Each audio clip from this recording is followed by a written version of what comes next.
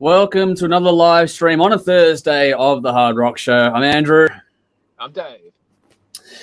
As always, we have a lot to get through tonight, probably more than usual in some respects. We're going to review new albums or EPs from Shinedown and Acolyte. We're going to go back and revisit an all-time classic from Pantera as well tonight.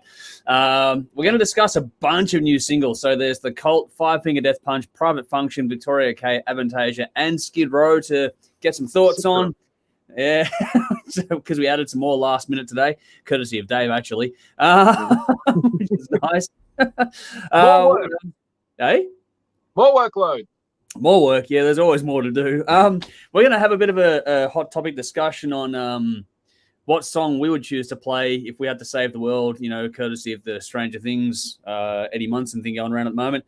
We're going to play a new game called Buy and Sell later on too, so more information on that as we go along. We'll have random news, gig plugs, and that to get through as well. But everything you need to know about everything to do with us and our sponsors too is in the description box. So you're going to find links to what we're talking about tonight. You're going to find all the links to the clips and that as well. And you'll find all our information there. So please like, follow, subscribe, all the usual things that everyone gets you to do. And while you're there, check out our fantastic sponsors. A big thank you to Squidding, Scrimping, Alt, Cult, and Rockstar Finance. Their details, just like ours, are in that little box. So, you know, give them a like, a follow, a share, all that kind of stuff. It all helps everyone out along the way. Like I said, we got heaps going on. I don't fucking know what.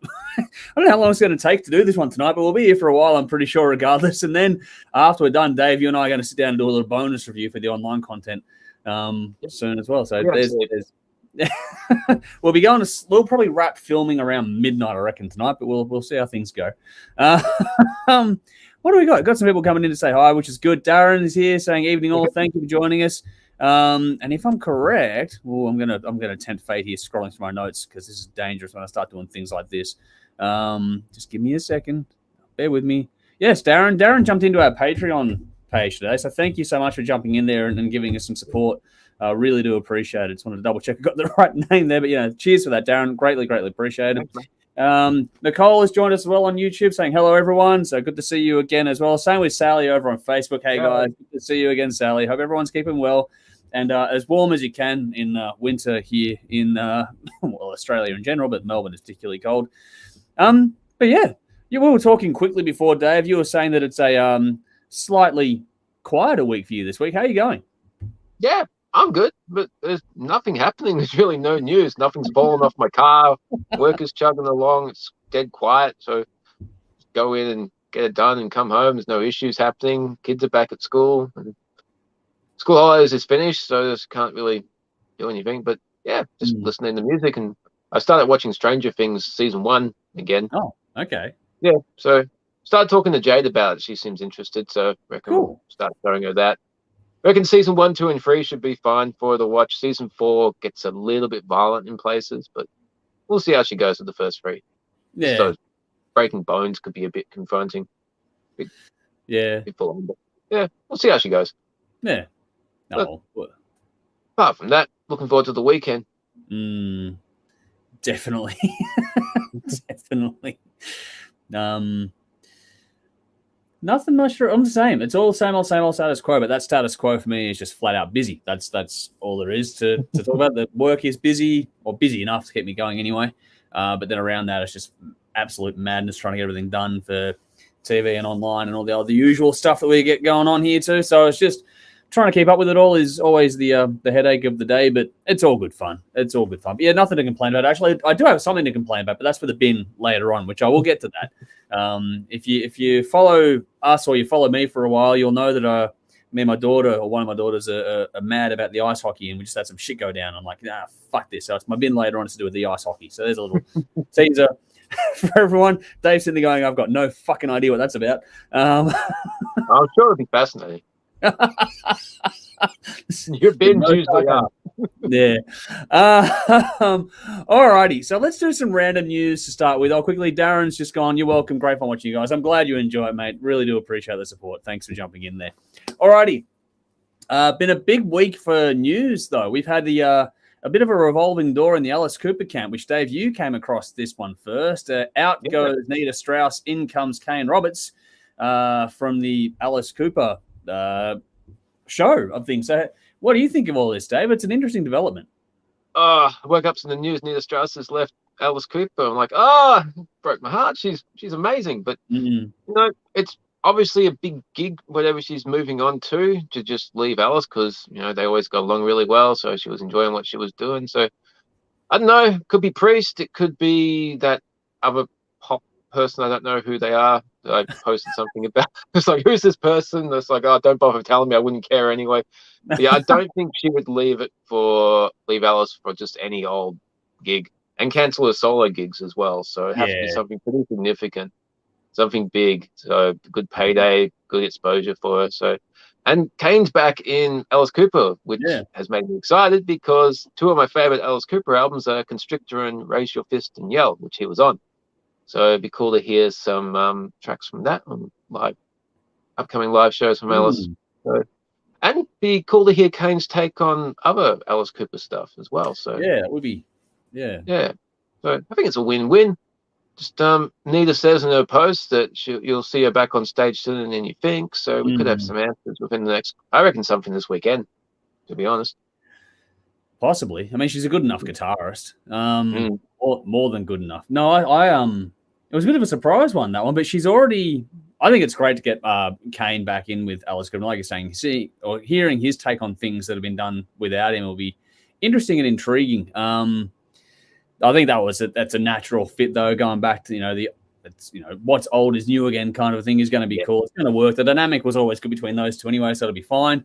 It'll be really interesting to see where that sort of goes. But I think that for the stage show and that, they've done it all before. It'll be like riding a bike again for those ones. I reckon they're professional enough as it is.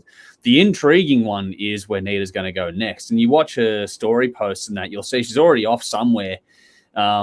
With the guitar in hand and, putting a gear on and going, day one kind of a thing. So she's out somewhere rehearsing for something. And I'm with you. I don't think she'd cancel or leave Alice Cooper and then cancel her solo shows if it wasn't something pretty bloody impressive to take you away from that. So I think Priest is the maybe more likely outcome, just in terms of what's going on touring-wise and that kind of thing, and with, Richie being a bit unwell and all that kind of stuff. So, there's heaps going on. But the other one that I saw throwing around, I think Mitch LaFon mentioned Lady Gaga. Now, that'd be a big enough sort of event, but I'm not sure how much the guitar would really feature, if that makes sense. So while it'd be a good gig, it'd be probably a kind of boring gig. I don't know if that'd be enough to make, like, the money would be good, but I don't know if the gig itself would make you want to walk away from all the other stuff you got going on. When you have your soloist, you see Nita on stage, and she's always at the foreground. She's like, everyone draws their eyes to her. I don't know if Lady Gaga wants that type of distraction. Yeah, it's all very much like, it's all choreographed Alice Cooper anyway, but it's a different kind of choreography, very different. Alice is more of the master puppeteer. Lady Gaga is definitely the sort of front and center of the show kind of thing. So it's an interesting one. I saw a comment just down here. Sorry, Samantha, good to see you. Thanks for joining us. She's gone, I was thinking Nita with Pantera. That would be interesting. That would be interesting. That would be interesting. I'm not convinced of that one. I think it's all very, very fresh, and there's a lot of things to play out yet in that regard. But that would be an interesting fit. I'm not, like, no disrespect, but it'd be interesting to see her, because it's always been Pantera has always been the talk of using Zakk Wylde for the guitarist in place at the time. So it's a weird one. But there's other comments here saying, Sally's going Demi Lovato. I think that's the one you were mentioning there, Dave. And Darren's mentioned Demi as well, saying, can't understand why. I don't know enough about Demi Lovato to have an opinion either way on that, to be blunt. So, that's just where it's at. It's going to be really interesting. But I think, like you said, I think by sort of this weekend, we'll know much more. Some people were saying she was going to take a break. She's not taking a break at all. No She's right into it. So it'll be good. But good luck, best wishes all around. Like, at least it's been, amicably done, professionally done, all those things. And it's everyone sort of land on their feet and onto interesting things. So it just shakes things up a bit, and it, adds a bit of quote unquote free agency to the musical world, which is a bit of fun to discuss. Speaking of which, Lee knows my bin. He's gone, Johnny leaving Flames is a good thing. I agree, but I've got more to say on that later on. And Rowan's joined us as well, so good to see you, buddy. Hopefully you're keeping well out there too. The other interesting bit of random news today is that, we were talking just before about Pantera, and we're going to be going back over the Older Display of Power album. But there's now, apparently, Phil and Rex have got a promotion or a company, and they're going to tour Pantera. I think it's a shit idea personally, but what about you, Dave? Yeah, I'm not rapsing it. As soon as I saw him, I'm just like, no, not without Diamond Vinny. Look, the rumor is that Zach Wilde and Charlie Bonacci will be joining, and that's a cool lineup with Phil and Rex. If they want to tour and play Pantera songs, that's awesome. Don't call it Pantera. Yeah, it's not Pantera without Diamond Vinny. Yeah. So, if they want to tour and chuck in some Black Label Society songs or whatever, that's a cool lineup. But it's just not Pantera. It's as simple as that. Yeah. No, I agree. I think that the horse for a Pantera tour has well and truly bolted. It was Tim in our chat. He said, just get Rex to join Down. And I've gone, well, that'd be easier. Like, you may as well. Just throw some Pantera songs into a Down set. Yeah. I don't see the need to run out and call it a Pantera show, especially with the Abbott brothers being gone. Like, it just doesn't seem to make any sense to me. It feels like it may not be. I don't know, but it just feels like a cash grab. It feels cheap to do it now. When those two are the ones that sort of went, nah, that's it kind of thing, it's done. And now the ones that, especially in Phil's case, he wasn't a founding member. So it's like, oh, man, I'm not sure how I feel about that. And I'm not sure what estate rights have what, and who knows how it'll play out eventually. But yeah, it's just really interesting. Who knows? It could have blessings of all sorts of people, and it could go off without any drama at all and be a great show. It feels weird to sit here and talk about a Pantera tour without those two being involved. I just call it something else. Call it a tribute to Pantera with Phil and Rex and something else, but don't call it Pantera. That would be naff. If they call it something else, it'll be fun. If they actually try to tour it as Pantera, that's going to be weird. I mean, Did you ever see them live, Dave, or not? No, one that got away. Yeah, no, I saw them on the final tour, and it's in the review later on, but I'm grateful that I got to see that. And so, having seen them, to see a different incarnation called that, no, just no. Not for me, but people have different opinions. We'll see what happens. Darren's gone, Rex ruled out Zach. Okay, well, there we go. There's that. What is it? So Pantera or Phil and Rex have said, I noticed that they're going to do a tribute to us from Sally. They haven't said who will be replacing Dharma Vinny. Like, it's going to be tricky either way. I don't think there's going to be pleasing everyone. I mean, there never is, but it's a weird one. It just feels weird. I don't know. It just feels weird. It doesn't sit right. No, it's a... Oh, here we go. All right, here we go. Some questions on this one too. So Samantha's going, wish I'd seen them live. Yeah, they were fantastic. Even though Phil was off his head, they were fantastic still. Sally's going, I could see Zach filling in for some, but who for Vin? Well, that's the problem, isn't it? Getting maybe Charlie Benanti be the fitting kind of a drummer for it, I guess. But I don't know who you get at this point in time. No, they were both very unique players. So even if you can play their songs, you can't emulate their feel. That's what made them special. And that was the thing. So those two boys had a connection. You could see it, like you hear it and you could see it. Like the connection they had was pretty fucking special. So, yeah. Just even watching them when I did see them live, I only saw them once, but just you saw that. Like I still remember the laughter that was back and forth, and between those two in particular was a lot of fun. So there was a particular moment where Phil was noodling away on the guitar trying to do a solo, and the Abbott brothers just sitting back watching and laughing their ass off because it was just one of the things to do. So it was a weird, it was fun. Then it just feels weird to talk about it now in this context. Another question here, Valerie, good to see you. Thanks for jumping in. Has gone, would you go and see them live if they did tour as Pantera? I just think that using the name Pantera drives up the price point and the expectation of filling in sort of Rod Laver, for example. If they were doing it as a tribute to Pantera and playing Festival Hall, maybe, depending on the name and the price point kind of thing, I don't know. But I've seen The Real Thing. For me, I probably wouldn't be inclined to go and see this one. What about you, Dave? I didn't see The Real Thing, so I don't think I want to see this incarnation because I missed out on the whole thing. I think I'll just stick to DVDs and old videos.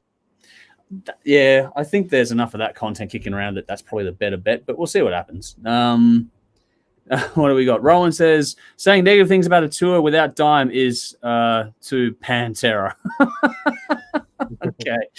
Oh, okay. All right. But yeah, give us your thoughts out there, people. Let us know what you think about this one. It's an interesting little development. Yeah. But yeah, if they've gone far enough to have actually engaged a company to start booking things, it's obviously pretty far down the line. So who knows? We'll see what happens. But yeah, it feels weird. Get down to do a tribute to Pantera or something. Call it a tour like that. That'll just make more sense. Be easier too. What do we got? So Sally says, I think seeing it might be a bit of a downer. Could be wrong because I fucking love Phil, but I don't know. It just feels weird, doesn't it? Like you go and see them, but the elephant in the room is that the two brothers are dead. Yeah. Yeah. Like it's as close as you're going to get, but you're never going to escape that feeling in the room, I don't think. That's for me. What about you? Yeah. It just doesn't sit right. It just feels weird. So couldn't do it. Yeah. I'm watching to see what happens out of interest. Yeah.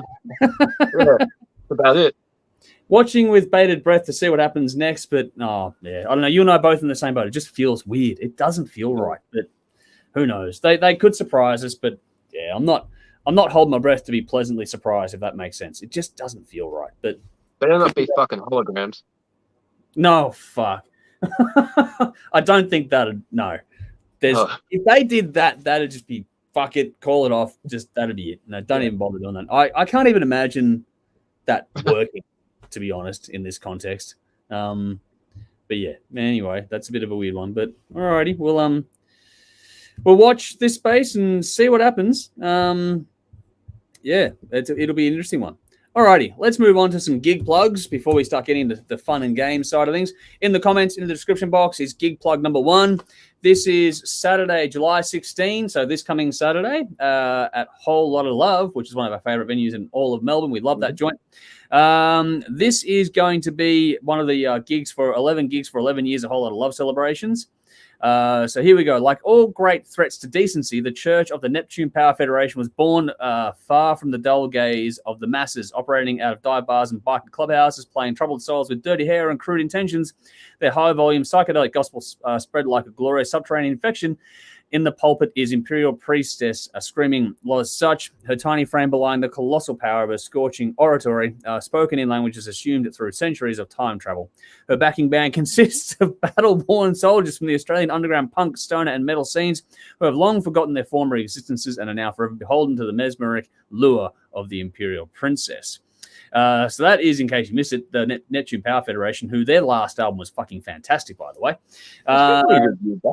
Yeah, that was cool. But they're also going to be joined by The Strip. The Strip are a high-energy, turbocharged rock and roll machine storming out of the gates of Melbourne's underground rock scene, fronted by Beck Taylor, best described as the love child of Joan Jett and Lemmy Kilmister. The band's unique, heavy style, captivating live shows, and extensive touring has gained them a reputation as one of Australia's finest high-energy rock and roll bands. So that'll be a good little addition to it. On top of that, you've also got Bastard North. Apparently, with their visual assault and super energetic live shows, Bastard North show us an experience like few others. Provocative, powerful, sexy, but caring. Bastard North, a true power monster rock and roll. And then rounding up the lineup, you got Eat the Damn Orange, who we all know and love. The little blurb here says, a Melbourne's premier citrus-flavored rock band with Tasha's powerhouse vocals and their thumping riffs you won't be able to hear for days. So this is Saturday night coming up at Whole Lot of Love. You've got Neptune Power Federation, The Strip, Bastard North, and the mighty Eat the Damn Orange. That is going to be a cracking gig in a little venue. That's going to be fucking phenomenal. So links are there in the comments and the description box to go and check out that one. But also, Dave, this is one you wanted to plug. So I'll copy that. Sorry, mate? This looks good. Good lineup. Yeah, this does look good. So again, in the comments in the description box, here is the other one. This is Friday, July 22nd at the Tote. This is Midnight Alibi. They've been putting on an onslaught of shows in Melbourne for the past 7 weeks, and it only seems right to play in an iconic venue at the Tote in Collingwood. Hailing from Albury-Wodonga, they are a hard rock band you definitely want to catch live while they're in town. One, not only, they'll be joined with special guests, Warbirds, Torrential Thrill, and Fight the Sun. That is a fucking cracking lineup. That is Midnight Alibi, Torrential Thrill, Warbirds, and Fight the Sun. My God, you're going to be like, all bands are great. All those bands are great. So seen them all. They're all really good. So don't miss that gig if on Friday, July 22nd. So there's a couple of good ones there. All the info you need is in the comments and the description box. So go and check them out and see what there is to see in that regard. Alrighty, so we've also got the release list, which is coming out in theory tomorrow. I don't know if you had much of a chance to look over this one, Dave, before. I did look over it. Okay, cool. Alrighty, so there's Anthrax with the Roman numerals. It's like the anniversary edition, 40th anniversary live album. Then you got Ashenspire with Hostile Architecture, Beastwood with No Way Home, Behold the Monolith with The Fathomless Deep, Black Capricorn, Cult of Blood, Celestial Wizard are releasing The Winds of the Cosmos, Entombed are releasing To Ride, Shoot Straight, and Speak the Truth re-release. There's a few re-releases in this one. You got The Ever Living with Artificial Devices. God is an Asteroid are releasing The Beginning of the End. Hissing are releasing Hypervirulent Architecture. Ian Blurton's Future Now is releasing Second Skin. Manta have their new one, Pain is Forever, and This is the End coming out. Molder have Engrossed in Decay. Orianthe has a live from Hollywood album coming out, which is cool. Then you got Palace with One for the Road, Primal Fear with Primal Fear re-release, Sick and Beautiful are releasing Starstruck, and Sinner are releasing their new album Brotherhood as well. So there we go. I've got a comment there. I'll get to that in a second. But what out of that list got your attention, Dave? Oh, definitely Anthrax. I reckon that's going to be a cool live show. If it's a career retrospect, is what I believe it was. I think it was live stream, but I never got to see it. It was a live stream show, yeah. Yeah, so hopefully a DVD gets released because that'd be cool. But yeah, I've heard a couple of tracks that were released in the weeks leading up to it, and they're sounding pretty damn good. So the whole live album is going to be a bit of a trip down memory lane, which would be cool. Orianthe live as well would be good. Yeah. Haven't seen any live video of her apart from when she was back in Alice Cooper, so good to see how she'll. Her solo album was really good a couple of years ago as well. It'd be cool to hear those songs live. And I know it's a re-release, but Primal Fear, that first album's fucking great. It'd be cool to hear some bonus tracks if they're included, or demos, or however they want to do it. It might just be the standard album, but either way, give it a listen. Yeah, no, I'm with you on all those ones. Anthrax and Orianthe in particular. Those two will be really, really cool to check out. Just for something different, bit of live action there. The Anthrax one was filmed. They've already released some videos and that from it, so hopefully we'll get a full-blown thing. But it is a big project, that one coming out, so that one's pretty cool tomorrow. Orianthe, the last solo album was fantastic, so a live show from her would be brilliant too. Otherwise, on that list, probably most drawn towards things like God is an Astronaut. Be curious, check that out. Manta is an interesting little project as well. That's one I'd be curious about too. And probably Sinner. I wouldn't mind checking out some more Sinner. So yeah, there's a bit there to get through as well. So we'll see what happens. But if you have anything in particular coming out tomorrow that you'd like to go and check out, then let us know in the comments as well. But that's what the little list is for this week's release list. Vinny's gone. Hope everyone is fucking cracking tonight. You're a bad influence, Andrew. I've been using that phrase way too often this week. I'll take that as a compliment if I'm able to influence you. But good to have you with us. Thanks for joining in and jumping in the comments. Hopefully you're having a cracking night yourself. All right. And Gear has joined us as well from Norway. Good to see you again, buddy. This year in OKT will Rise Up TV from USA make a documentary movie about us in Viking Queen. Some will coming to Netflix next year. Okay. We'll see you all next year on tour in New Zealand and Australia. Okay, cool. They're doing interesting things over there. There's always something from Gear every week. They're touring, they're writing, they're recording. They've got now this documentary coming up. There's always stuff going on. Good stuff. Keep it up. Yeah. Keep us in the loop. Always happy to hear from you guys what you guys are doing. So, yeah, keep us in the loop for sure. That's cool. Not very often we get comments like that coming through, so it's nice. Alrighty. Now we got 6 singles to get through, and then we'll play some games before getting onto the album reviews tonight. So first up, in the comments, these will all be put in the comments, but there's also the links in the description box in case you missed them. But first up is The Cult with their new single, Give Me Mercy. So the band is The Cult. The single is Give Me Mercy. The new album, Under the Midnight Sun, is due October 7, 2022. October is looking to be a massive month, by the way. This is the lead single from the album, be the band's 11th studio album and their first since 2016. So it's been a little bit of a while between drinks for these guys. But how'd you go with this one, Dave? Yeah, this is cool. I haven't followed everything The Cult's done, but for what I have heard of them, I do like them. Sonic Temple's a fucking great album. But they're just one of those bands where they can pretty much play one note and you can identify it as The Cult. They got their own very unique sound, which something not everyone can achieve, but they always do it well. Yeah, this song's pretty cool. Instantly memorable chorus. Guitar solo is pretty good. It's short and simple, straight to the point, but it builds upon the main melody, which I thought was a great idea. Just leads in beautifully and then gets out. The song's 3.5 minutes, short and straight to the point. If you're a fan of the band, you'll probably enjoy this. If you're new to the band, give it a go because you'll probably like it. It's a good song. But yeah, I reckon this upcoming album is going to be one of those ones where an old band will lay it down and say, "Hey, young ones, this is how it's done." So looking forward to giving it a listen. It'll be interesting to see how the album goes because there are people that love this band and people that never really got into them. It's an interesting one, but for me, Ian Astbury still sounds fucking great. Like that was the first thing that got my attention. Like he sounds fantastic. This song really leaned into the groove and with the bass and that too. So there's no room to hide, especially in the vocals. So for Ian to come out, sounding this good was just really, really good to hear. When the groove and the guitar sort of kick in, this especially during the chorus, this just started to feel like pretty vintage Cult to me. The hook is good on this one as well. There's some weight to the lyrics. Like Ian's got this way of delivering the lyrics in a story, which is always really nice. It's not quite the storytelling aspect. There's just a weight to the emotive side of things that he just delivers really, really well. And there's always, it's not like the heaviest rock going out there, but there's just always this weight to it, which I always find really impressive. It's like there's a sense of gravitas to it all, which is really well done. I like you. I noted the solo. I thought that was really cool. That was one that sort of accented that emotive side of the song nicely as well, which is cool. It's just a good, solid, hard rock song overall. It's got a good use of space.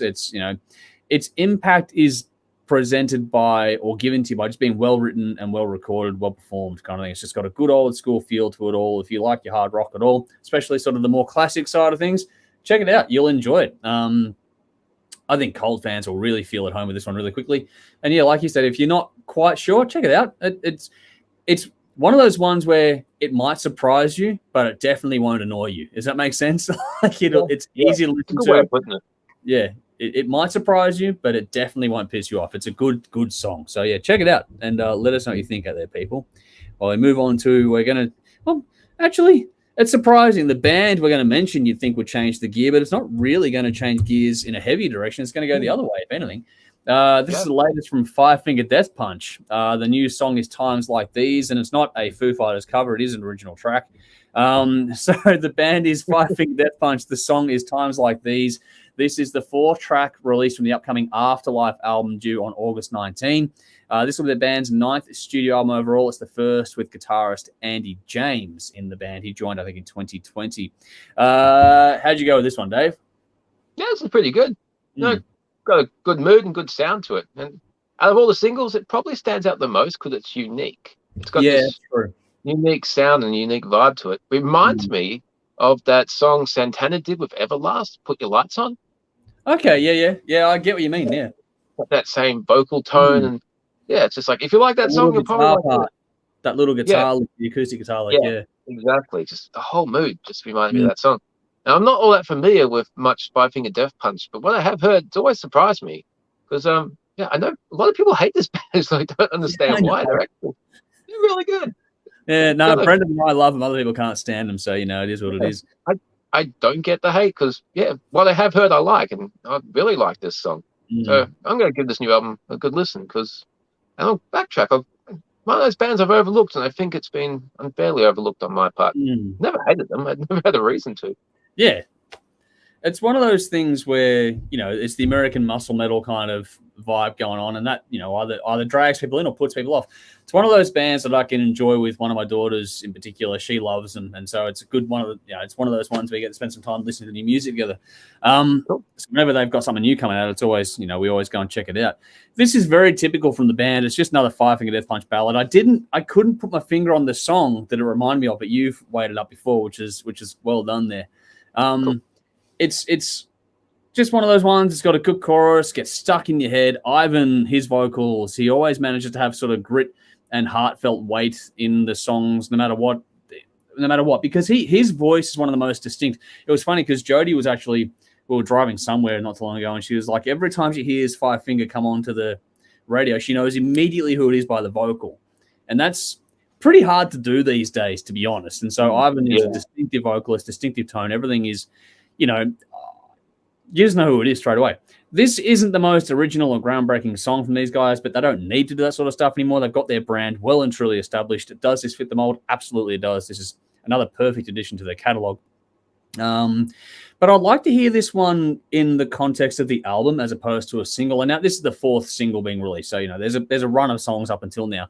But I just want to hear where this one sits in the context of an album, because I think it'll hit home more where it sits in the album, because they usually have pretty good album craft where the songs are placed. So I think it'll have more direct impact listening to it in that context than does as a standalone song here and now. But that said, it's a good song overall. I enjoyed it. If you like a ballad or you like Five Finger Death Punch, just want to check out. If you like the band, you'll enjoy it. If you don't like the band, I don't think it'll change your mind. But it's just a really good song, and I for one, am looking forward to the album, just like you, Dave. So, yeah, it's one of those ones, like I was saying, between me and one of our daughters, then, yeah, I'll be definitely keen to go and check that out in just a few weeks, actually. It's not that far away, just over a month. So, there you go. We did get some comments. Cool. Alrighty. Sally, I believe this is back to the Cult. She's gone, quick listen, but it's the same, never my vibe or sound. 3 out of 10. There we go. So that's I think that's for the Cult. That was back then. Jimmy, good to see you over on YouTube. Giving us the horns there. Thanks for jumping in and saying hi. All right, here we go. Bell's here. He's gone, nah, Andrew, the Cult always annoy me. So there we go. Vinny says it's okay, but nothing that will really remain memorable. I'm assuming we're still on the Cult, but we'll see how we go. Here we go. Unless it is about Five Finger Death Punch. Let us know, Vinny, which band it was about there. But Darren's gone, I don't get the hate for Five Finger either, Dave. They have a great groove and Ivan's vocals are getting better. I'm with you. I think that he's aging like wine in the vocals side of things. So, yeah. This is cool too. Vinny said that they did a great collaboration with Rob Halford called Lift Me Up. That is great. Great, fast anthem. If you haven't heard it yet, check it out. It's the tits. That is a really good song, that one. Well worth checking out. Jimmy got the shout out, so he's going, fuck yeah, which is cool. But Sally also says Five Finger are cool and I can get into their sound. Nice. And Nicole is saying, I love this band. The heavy stuff is awesome, but Ivan's vocals shine on the slower stuff. And that's kind of what it is. The heavy stuff is pure aggression, intensity, and fun.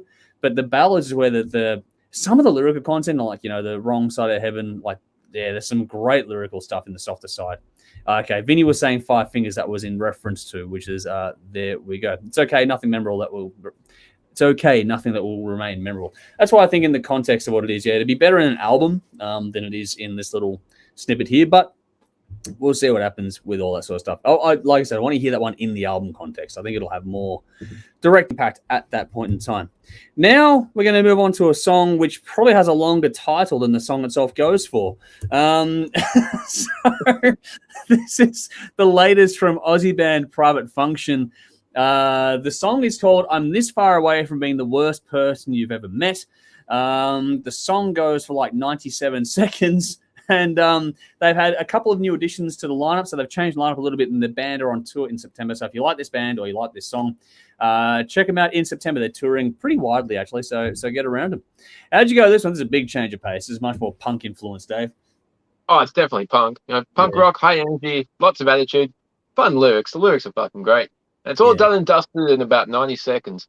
I'm not a massive fan of punk, but this is really good. I really like this. It's done well.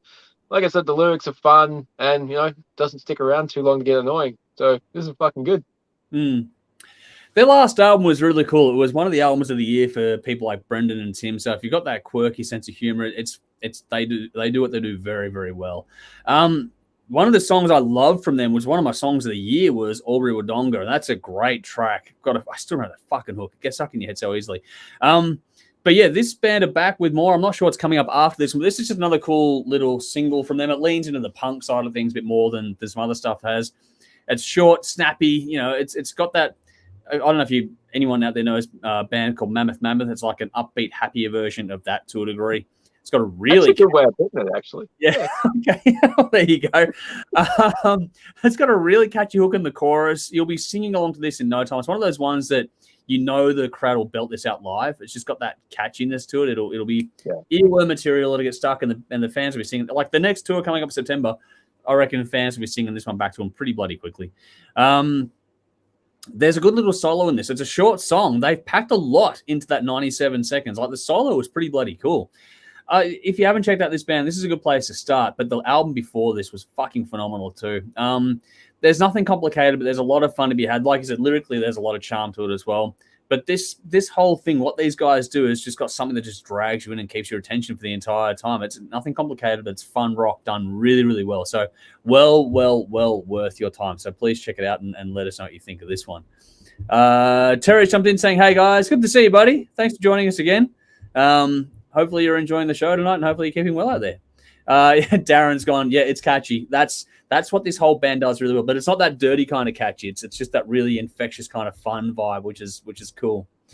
Alrighty, we are going through the mood changes quickly now, and on to another Australian band.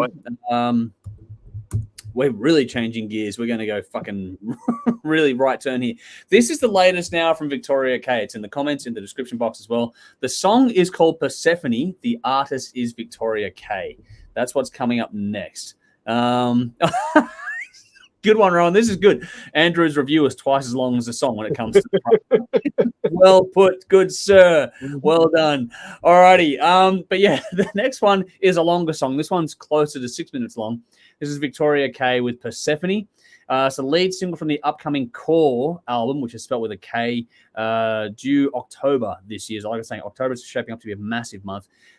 This is the second album in this outfit. The first one, Essentia, was out in 2020. That was pretty cool as well. But how'd you go with this one, Dave? This is more towards your wheelhouse, but how'd you get the growly vocals on this one too? Because it's pretty heavily emphasized. This is fucking fantastic. Okay, cool. So it kicks off with a killer riff, and then you got the cool drum beat behind, just like, okay, I'm hooked all the way. I wasn't expecting the harsh vocals.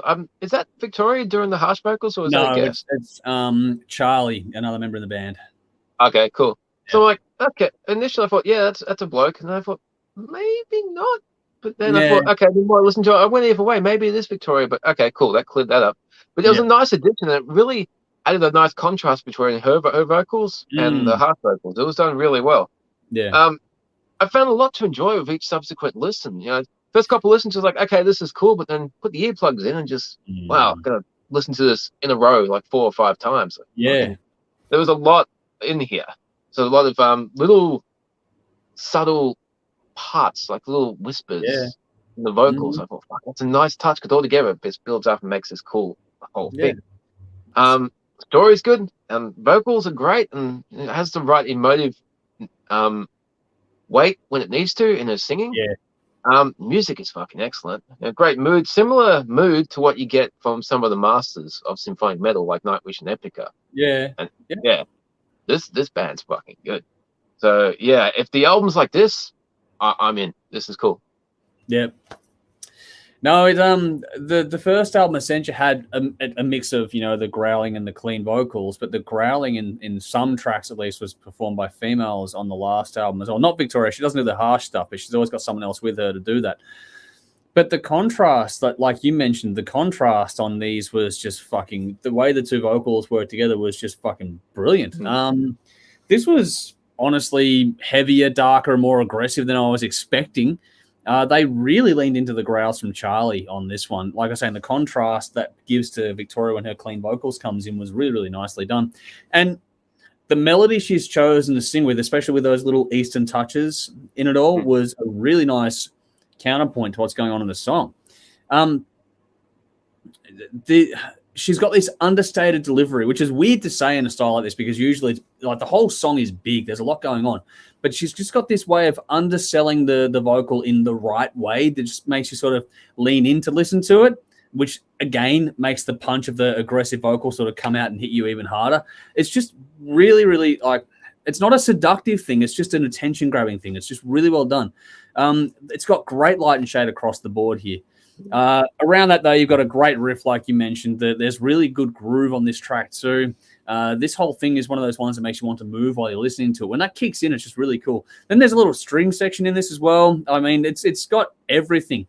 It's a heavy tune. It's got some great guitar work, real aggression, but some real beauty in this as well. It's got that whole Beauty and the Beast kind of vibe, but there's so much going on. Like you mentioned, the vocal layering and that. There's a little haunting overlays in this one too. Yeah. There's a symphonic edge to this, but it's also got a technical side to it. And there's a lot going on in one little song. Like you mentioned that you've got to listen to this 4 times in a row to really fully appreciate it. It's a deep dive song. I want to hear how this one goes on an album. If the whole album's like this, there's going to be a lot to get your attention for come October. This is really well done. it's not one of those ones that's immediately gonna grab you, but it's just one of those ones that'll just keep you interested and keep you locked in. And each time you listen to it, you'll hear something else you didn't hear last time around to get the whole, listening experience. This song, in terms of longevity for one song, is fucking remarkably well done. This is well written, performed, produced, the whole lot. This is a really good track. So yeah, very keen to check out more from the album if this is the first single from it. The video is pretty cool too. So yeah, definitely keen to see where this one goes. It's like there's been a bit of a step up in the game from the last album. I like the last album, but this just feels like they're just taking that leap forward on the second one. This is going to be pretty cool. You get that feeling listening to this one. So yeah, definitely keen to check out more. What do we got here? So Bell says, I was already enjoying this, but a couple of minutes in, the strings kicked in and I was gone. A big thumbs up from me. So there we go. There's some positive feedback from Bell. Darren says, really like this. I'll have to check out more. What a voice. That's cool. There is an album already out, 2020, Essentia. Go and check that out as well. That's pretty cool. And Sally's gone, oh, yeah, it was very interesting from what I just heard. We'll be giving that a shot. Nice. There we go. We're getting a lot of positive feedback for that one. So well done all round on that one from Victoria. But now we're going to move on to the ones we found today. Dave, I'm blaming you for these next two additions to this little stream tonight. First up is the latest from Avantasia. The song is the Moonflower Society. Again, links are in the usual spots in the comments in the description. So Avantasia with the Moonflower Society. This is the second single from the upcoming A Paranormal Evening with the Moonflower Society album, which is due on October 21. Band's 9th album overall. This track also features Bob Catley of Magnum doing the co-vocal, which is interesting. So Dave, you found this. You wanted to do it. What do you think? Yep. This is fucking great. No surprise there. This is fucking great. But this is actually really fucking great. I got to say, Tobias is starting to get some really creative album titles. He's going to give Rob Zombie a run for his money soon. Yeah. The guy just has a way of creating lyrics and imagery that, handled in a lesser way, could be lame and really geeky, but he pulls it off exceptionally well. He's just created this whole fantasy world, but he's made it cool and he's made it metal. So he just continues to deliver these operatic, Magnus fucking grand albums, and it's just like, how do you not run out of ideas, man? How do you not repeat yourself? But right from the start, this is exactly what you want from an Avantasia song. Melodies are great, vocals are fantastic, guitar hooks, there's choruses, the production, it sounds amazing. They spent months working on these songs. It's not as long as you would expect, and neither was the previous song as well. But I think they're packing more in to shorter songs, which is cool. Because, they want to play just about... When I saw them live, they played for over 3 hours. Yeah, and you loved every minute of it. I did. 3 hours and 15 minutes, and the drummer never left the stage. And at the end, he's playing a solo, just to show off. So I guess they want to put some more songs in, so maybe pack it out to 4 hours. But if you like fantastic musicianship and fantasy lyrics and operatic and grand stuff, this is cool. The video is fun too. It's an all animated, bit of a Sleepy Hollow, maybe Tim Burton vibe. Yeah, definitely a Tim Burton vibe. What's that? Demon Barber of Fleet Street. Sweeney Todd. Ah, yes. Yeah, a bit of that as well. But yeah, this is cool. Avantasia rocks. I can't wait for this album. It's got a bit of an Edward Scissorhands meets The Nightmare Before Christmas kind of vibe in the video for me. That's what I picked up watching the video. But yeah, good little animated clip. First thing I noticed is like Bob Catley from Magnum is 74. He still sounds fucking fantastic. He does.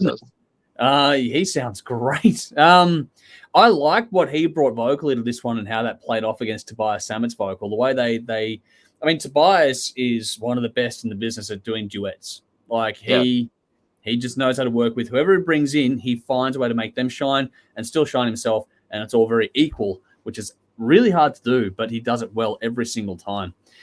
This gives you everything you want from an Avantasia song. There's great lyrics in this one too. The storytelling, like you mentioned, is really well done for one song. The vocals and lyrics take center stage, as they should for this kind of style of music, but around that, every element of this fills the song out beautifully. Nothing is overdone. Everything serves as songs. You just know that the album's going to be fantastic just hearing one or two songs. Like, it's really not that hard to... If you're a fan, you're going to enjoy this one. If you're not a fan, you haven't checked out Avantasia yet, really, really should. And while you're going down that rabbit hole, go and check out Edguy as well. Like, Tobias is an absolute freak of nature, and I love pretty much everything he does. But yeah, this has a bit of a happier vibe to it. Like there's a chime part in the middle of the. There's probably another reason why I thought of The Nightmare Before Christmas, because it wouldn't feel out of place on a Christmas playlist, if that makes sense. Yeah. I know it's not Christmas, we're nowhere near it, but it just feels like it would fit in there because that little chime section in the middle and the way it's got this sort of happier vibe going into the song. Just thought it was really, really cool. If you like melodic hard rock to metal at all with a bit of an epic feel to it, you're going to really enjoy this stuff. The chorus is damn good. This is a song that will get your attention and stay under your skin pretty bloody quickly. And, you know, everything he does, or everything, you know, this project does, I should say, just picks up right where it left off last time around. So, you know, you can go through the last few albums and there's always this really cool flow from, you know, album to album, which just works. And this song just continues that flow or timeline or whatever you want to put it as. But yeah, it just all works. Everything about this clicks. So yeah, if you like this song, you're pretty much going to like everything that they've done. So just go and check it out. If you like Avantasia, you'll like this song. It's one of those things. If you like it a bit more bombastic and a bit more going on, definitely want to check it out. But like I was saying before, the duet side is where it really jumps out. That opera project kind of a thing just really works well for this setting, which is really, really cool. Alrighty. I'd love to see him work with Bruce Dickinson. That'd be cool. Yeah. Also, Arjen Lucasson would be a great fit as well. Yeah. I'd like to hear what Tobias would do with Mike Mills, though, from Tie Hider as well. Yes. That'd be cool. Imagine an ensemble of Arjen Lucasson and the group he pulls together, and then you got Avantasia, what Tobias Sam pulls together. Imagine like this massive super opera fucking thing going on.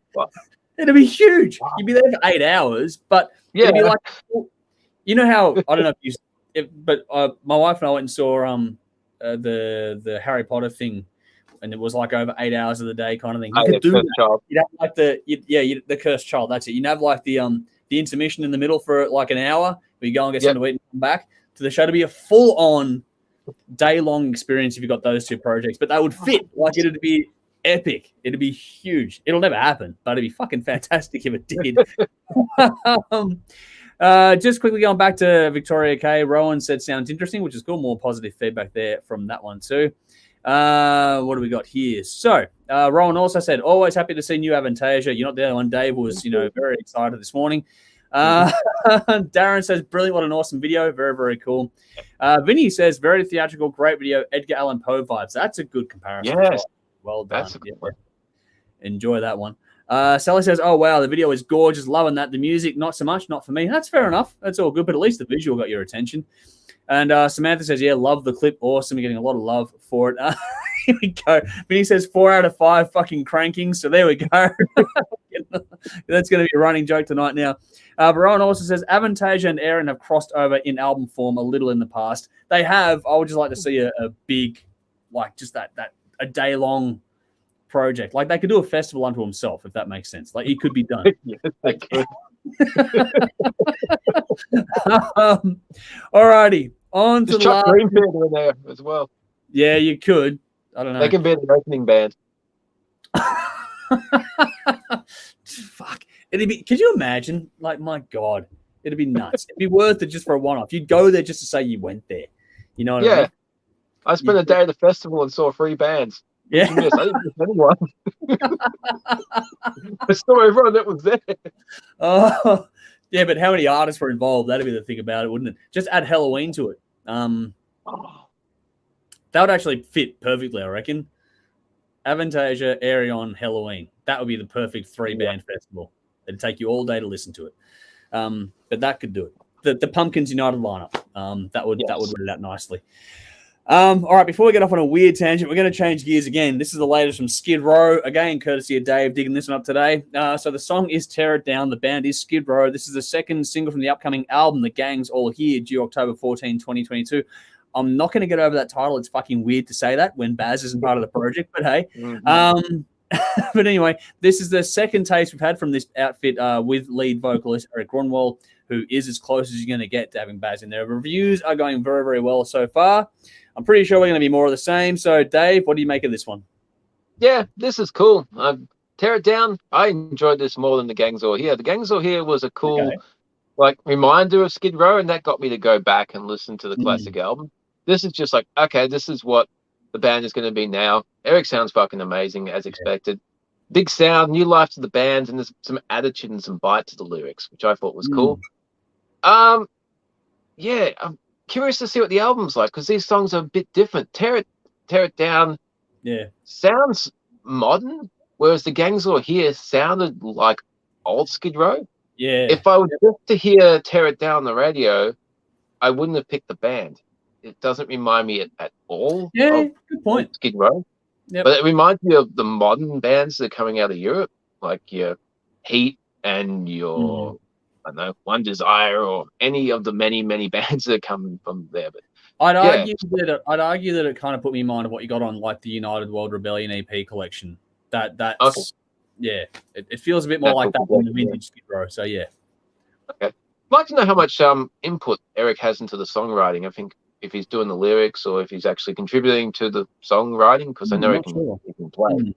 So, but yeah, I'm with each new song that comes out, I'm more keen to hear what's happening with this album, and it'd be cool to see them live. I got a ticket. I'm gonna go see him, so I'm excited. Yeah, I'm going for Eric. Okay, I'm going to see Reckless Love, Wicked Smile, and of course Eric, and then Skid Row. It's going to be a fucking great night. Everyone's going to be there. That's going to be the gig of the year, I reckon, the way everyone's talking about it. Going to be a pretty good one. Look, this is, like you said, different to the last one. Yeah, the Gangs All Here, the title track, definitely has the old school Skid Row vibe. This one has more newer connotations into it all. But this one, it's loaded with, user space, well loaded with groove. Eric is smoking on the vocals. He is as close as you're going to get to having Baz back in the band. But for me, this song actually gives me more confidence in the album overall. It doesn't feel like they're just purely cashing in on past success. Like the Gangs All Here, don't get me wrong, it's a great track. But it's that definite throwback kind of feel. This one is more what you might expect around the rest of the album. So you got a big anthem beforehand. This one's a bit more of a slower burn kind of a track, but it's still a very good one. There's a big chorus in this one too. The way the gang vocals are playing off against the lead was really well done on this one. There's a cool guitar solo, and that little guitar duel moment in there was a nice touch in this one too. Cool. Getting a bit of spark or attitude into it all as well. Different kind of attitude, which is nice. It's a grower of a song, this one. This one's, like I said, a bit more of a slow burner, but I think it's one that will, now that people have a few days to get their head around it, by the time the tour comes here, this will be one that the crowd will sing back. I think it'll be another one that goes off in the live environment. It's got that gang vocal for the chorus is really going to help put that over in the live setting. I think there's a bit of attitude toward the end of the song too, which is nice. But I think fans of the band are gonna be pretty happy with this, the way this is rounding out. I think that this lineup is probably about as good as it's going to get, aside from the reunion, and it's working so far. So fingers crossed. The album is very much an interesting thing now. Like, I was always going to be interested anyway. I'm going to check it out regardless. But it's one of those ones where they're not breaking a lot of new, like they're not tearing up and breaking new ground at all. Like the video with them tearing down the house in the background is kind of cool. But so they're not tearing things down to rebuild it again, kind of thing. Just doing what they're doing. They're doing what they do very well. And it's great performances, great writing, and the songs are fucking solid. So this one, like I was saying, gives me a lot more hope for the album. That's not just like cast off songs from the past. This feels like they're writing stuff that's actually going to sort of carry its weight and continue on for a while. So yeah, very, very keen to hear more from this one now, because you've got two different songs. It gives you a lot more hope that the maturity and the album are a really well-rounded listen. Unless these are the two best ones, and then it's all over. But we'll soon find out in a little bit of time. But no, very, very cool song. I think fans of Skid Row should check this out. And if you haven't checked them out because you're not sure about Eric, don't fuck around. Just go and check them out because they're really, really good. And Eric is a fucking fantastic vocalist. He is the right fit for what they're doing at the moment. Well done all around. And we're getting some mixed feedback here. So Sally's gone, his vocal is good, which I agree. His vocals, Eric is a great vocalist, great live too. Like, fuck me, he's fantastic live. Rowan says, I kind of dig it, but then Darren says, not sure on this. So it is one of those ones where it's one of those ones where I think it takes a couple of spins to sort of go, because you got the Gangs All Here, which sort of sets the tone for vintage Skid Row. This one just takes a minute more. Once you get your head around it, I think it's cool. But and Dave, you agree, I think. But it's one of those ones where it takes a minute. It's not a the Gangs All Here grabs you straight away. This one, it'll take a second. But I think it's give it a minute. Just see how you go. Here we go. What are we doing here? Vinny says, in regard to Skid Row, Subhuman Race rarely gets mentioned. Love that album. It is a good album. That is a very, very good album. Very, very good album. Nothing wrong with that one at all. It's funny how certain albums get overlooked, but they're always full of good songs. It's a weird. We should dig into that one somehow, shouldn't we? What song do you think? What album do you think is overlooked with the most great songs on it? That's it. Chinese Democracy. Oh, fuck off. If I didn't jump it straight at St. Anger first. But anyway, Samantha says, I might need a few listens to warm up to this one. That's fair enough too. Like I said, it is one of those ones where it'll need a minute. Jeff, good to see you, buddy.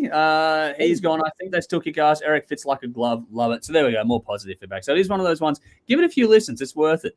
Darren, Dave's on drugs. Not, mate. Alrighty, so keep your thoughts coming on that. We're going to move on to our first little discussion point for tonight. This is inspired, of course, by the latest advent of Stranger Things. Dave and I both sat down and watched it. We're going to try avoid doing any spoilers for those who haven't seen the latest season of Stranger Things yet. So we just figured the video's kicking around social anyway. You see this character called Eddie from Stranger Things season 4, and he's playing Master Puppets on top of a beat up mobile home, like a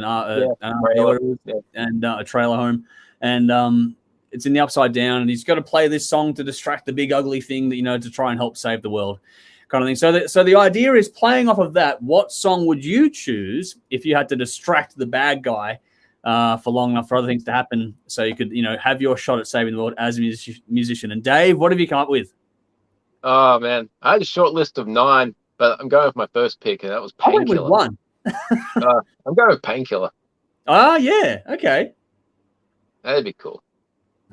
That is. See, it depends. Like, if you can start off with the guitar riff and then have the song actually come in, like in the background, that'd be kind of cool. Painkiller's a good one, man. I reckon that's a good one. For me, I went with a tried and true classic as far as I'm concerned. I went with the same band. I went with Metallica, but I went with For Whom the Bell Tolls. Cool. That, for me, there's something about that song that just speaks to me in general, and I just think it fits the vibe, like the whole end of times, end of your life. Yeah. For me, it fits. I just think that's the song that I would choose if I had to sit there and knock out a riff on top of a fucking beat up RV to try and save the world. That's the song that I would choose there. Let us know in the comments what you think. Cool. Sally's got a good choice. Going to go with War Pigs. That's a nice one there. Cool. That's a good There's one. a video kicking around on YouTube. Somebody put different songs over that scene. Oh, okay. Rain in Blood fucking works brilliantly. Oh, that would be good, actually. Rain in Blood would work well. Yeah. That would work. Cuts really too. well. They actually think of that really well. Yeah, Rain in Blood. Yeah, that'd be cool. Man Family, good to see you again. Man Family jumping going NRB just rocks. That's cool. Oh, nice choice. Vinny's gone Unholy by Kiss. That's not bad. Yeah. That would work too. What else did you have on your list, Dave? Just to pad this out a little bit longer. Let's all party like tomorrow's the end of the motherfucking world.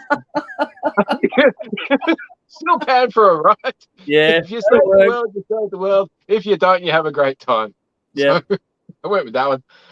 Slaughtered, Pantera. Nice. Yeah. Yep. Among the Living, Anthrax.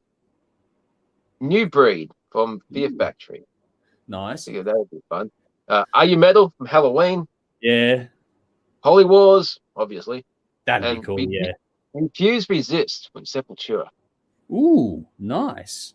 I think I had one before. Fuck, what was it? Now I've come. Slash World on Fire, just for some shits and giggles. That'd be cool. I'm thinking off the top of my head now. Ooh. Motorhead, Brotherhood of Man. That'd work well. Blood Red Sky, Judas Priest. Oh, that's a good choice too. Fuck yeah. Shinedown, Sound of Madness. That'd fit well too. There's heaps. Fuck. Yeah. I don't know. There's heaps. We've got more comments, which is cool. Let's see what we've got here. Here we go. Bell has gone Holy Wars. That's another good choice there too. Darren says Fade to Black. Nice one. Oh, that'd be nice. Yeah. Jeff says, I think Dave was onto something. Same band, Touch of Evil by Priest. Blood Red Skies from Priest. Blood Red Skies would be one I'd pick from Priest. But Samantha's gone, I'd go Aces High from Maiden. Bruce's Scream. Never seen Stranger Things, so may not fit. It would work. That would work. Yeah. Aces High would definitely work. Oh, nice one, Valerie. Switch 625. That's a good choice. Nice one there. Vinny's gone the other way with Wonderful World by Louis Armstrong. It fits the vibe, believe it or not. It would actually fit. It would actually fit. Here Get we the go. fuck out from Skid Row. Yeah. This one worked at the end of Guardians of the Galaxy, so I'll pick it to the 5 steps of Ooh Child. Nice. Didn't check that one out. Okay. I'm thinking Child in Time from Deep Purple. How cool would that be? That'd be cool. Or Perfect Strangers, maybe. Just for some shits and giggles in that one. There's some Deep Purple ones. Or you could just play Never Gonna Give You Up and the demon will fuck off and say, nah, no way. You're gonna rickroll him. Fucking hell. Yeah, no, there's heaps. Keep them coming, people. There's heaps you can go through. Like that's a topic for hours. You could have fun with that one. Here we go. Burn, motherfucker, burn from Darren. Van Halen, Jump from Rowan. There we go. Die Young, Sabbath. Yeah, that'd be cool. Valerie's having a good chuckle there. The Thing That Should Not Be from Sally, that's gone good. And Bell, another good one. Bark at the Moon. Nice choices here all around. And some classic ones out of this one now. This is cool. Oh, Black Number One. Oh. That would work. Just for Super Beast from Rob Zombie. Yes, Super Beast would work so well. That would be cool. Rammstein. What's a Rammstein song that I'd go with?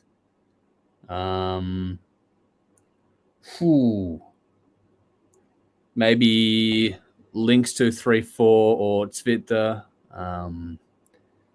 You could go with other ones too, like Mine Hurts Brent would fit really well in that regard too. Like there's some cool Rammstein ones that would fit.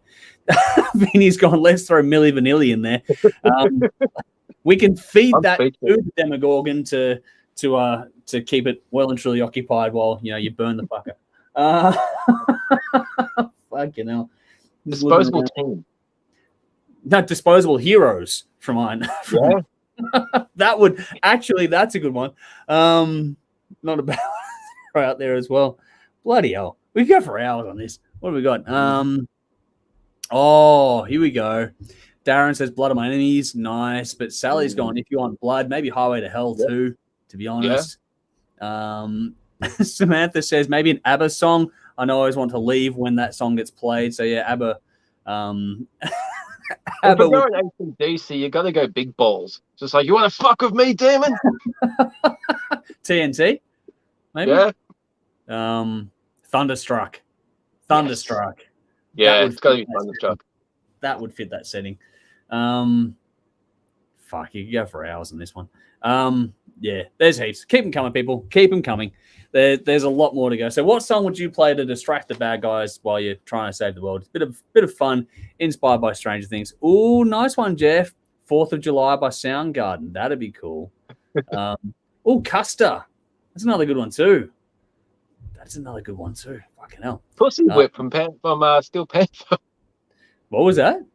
Pussy Whipped. Just to get under his skin a little bit. Death to All But Metal. Yeah. That'd work. Vinny's saying Who Made Who. Sally's going Duality. Gone Sovereign from Stone Sour, maybe. Or the other track, I don't know. The two opening tracks of the House and Gold Birds Part 1 just back to back. That'd work well in that one. Tool, Anema. That might work. There's fucking plenty. Have fun, folks. Let you all go nuts while we move on to the other one. I'm going to play a new game tonight. This is something we haven't done this before. I hope Dave had made sense what I described it as, because we haven't even had a chance to talk about this prior to it. I got it. We're going to the idea is this. So we each bring something into this conversation that we treat it like, quote unquote, the stock market. where something you'd be buying shares in because you think it's on the way up, and something you're selling your shares in because you think it's on the way down. So basically, what are you investing in because you think it's going up, up, up, and what are you getting rid of now because you think it's going to go through the floor? And the idea with this one in particular is no spoilers at all. So we don't know what each other has brought in. We're going to bring one thing to buy, one thing to sell, and then basically explain why and get the other person's quote-unquote hot take on it very, very quickly on that one. So it's a bit of a rapid-fire kind of a segment. But Dave, let's go with what are you buying first? I'd buy into Metallica t-shirts. Yeah. They're definitely going up at the moment. Popularity is surging. So if I could have bought shares in Master of Puppets a couple of weeks ago, I would have done it if I'd known in hindsight. Yeah. But yeah, that's cool. I think it's something I wish I could make money out of. But good luck to them. It's fucking awesome. Yeah. No, well, it's actually funny because great minds think alike. My shares, my buying was just Metallica, anything Metallica related in general right now, or that and anything sort of big four thrash related as an offshoot, because I think that the generation that are going to discover Metallica through this are going to go exploring other bands of the era. So I think the big four thrash is going to get a bit of a bump out of this. Metallica will get the biggest bump, of course, but I reckon the other bands around them will get a bump too, especially Megadeth. I found a playlist on Spotify. It was Eddie Munson's metal jacket. So all the bands that are featured, someone's put together some top tracks from those bands. That's cool. Really good playlist too. It's got a few followers as well. So we'll have to check that out. Send me a link. We might just have a topic on that one too. That's really cool, actually. We could discuss that and see what's on there and then sort of what we put in there in its place. That's a good little... Yeah.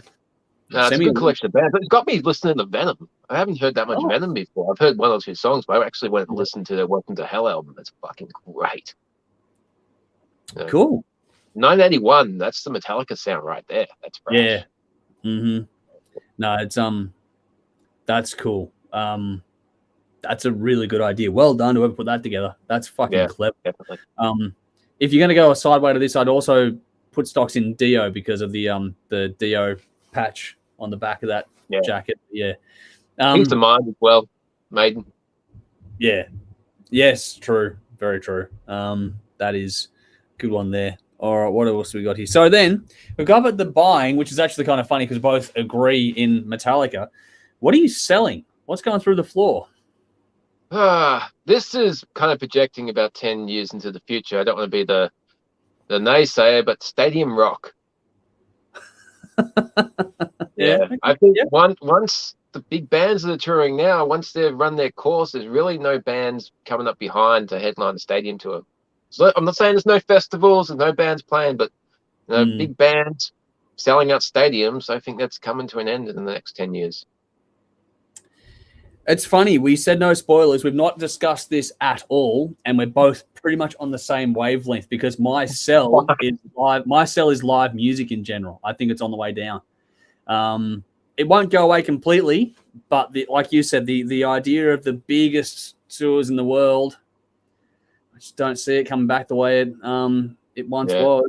I know people want to dispute that and disagree and carry on, but I think it's time for the entire industry to sort of wake up a little bit. I think that when major sporting events in countries like Australia are dropping attendances, then live music is going to struggle, considering how badly that's not supported by comparison to sport in this country. Yeah. And I don't think that's local. Like 5-6 years ago, tour announcements were for like Festival Hall or Rod Laver. Now it's Prince Band Room and 170 Russell. It's cool still getting these shows, but they're smaller venues. It's obvious that there's a decrease in demand. I think like you'll still get big festivals, but I think it'll there's going to be a changing dynamic over the next 10 years, like you were saying, that more venues are going to be spread to more suburbia kind of thing as well. Like the idea of the CBD being your key hub, that's going to be diminishing over time. We're seeing it already. People don't want to go to the CBD. Like people are resisting work from working in the CBD. So I just think that the roll-on effect from the pandemic and just people reevaluating things, there'll be a generation. It might come back another generation later, but the next generation, they're going to really sort of shake things up a bit, and we'll see where things go. But people have really reevaluated where they want to spend their time, their money, and their effort, and also the absolute plethora of entertainment you have available to you in your home. I think that, going out. I think what you'll see is the idea we had the other week where play a smaller venue, pack it out, and stream it. Actual production stream kind of thing. I think that's where it'll head. But yeah, the big arena tours and that, I think that's, once the bands that are capable of that sort of fade away, it's going to diminish pretty quickly. So yeah, it's funny how we didn't discuss it at all. Not even a hint. Like that blurb that I gave you all is pretty much the only blurb I gave Dave, and almost word for word.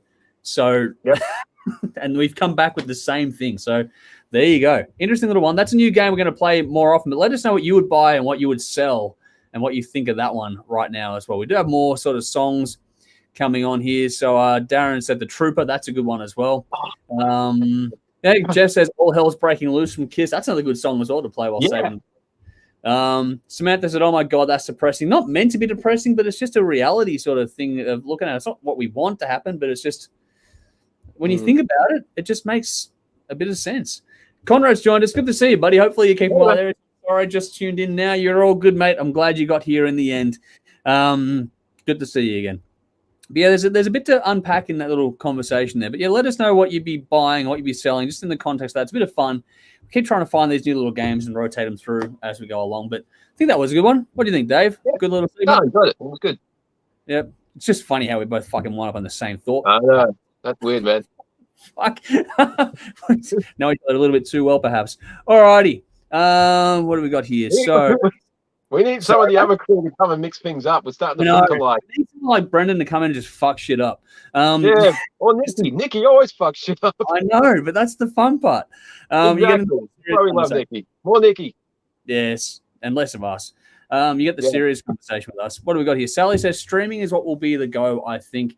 I have so many ideas when it comes to that arena that I'm surprised isn't already happening. Yeah, streaming, I think, is I'm amazed personally that more people like us aren't doing things like this. I'm still amazed all this time in. It's like, I don't get it. Not hard. We can do it. I know, right? It that hard. If I can work out how to do this shit, it's not that difficult. But I don't know. It's just one of those things. Valerie says the smaller gigs rock. The stadium tour with Motley,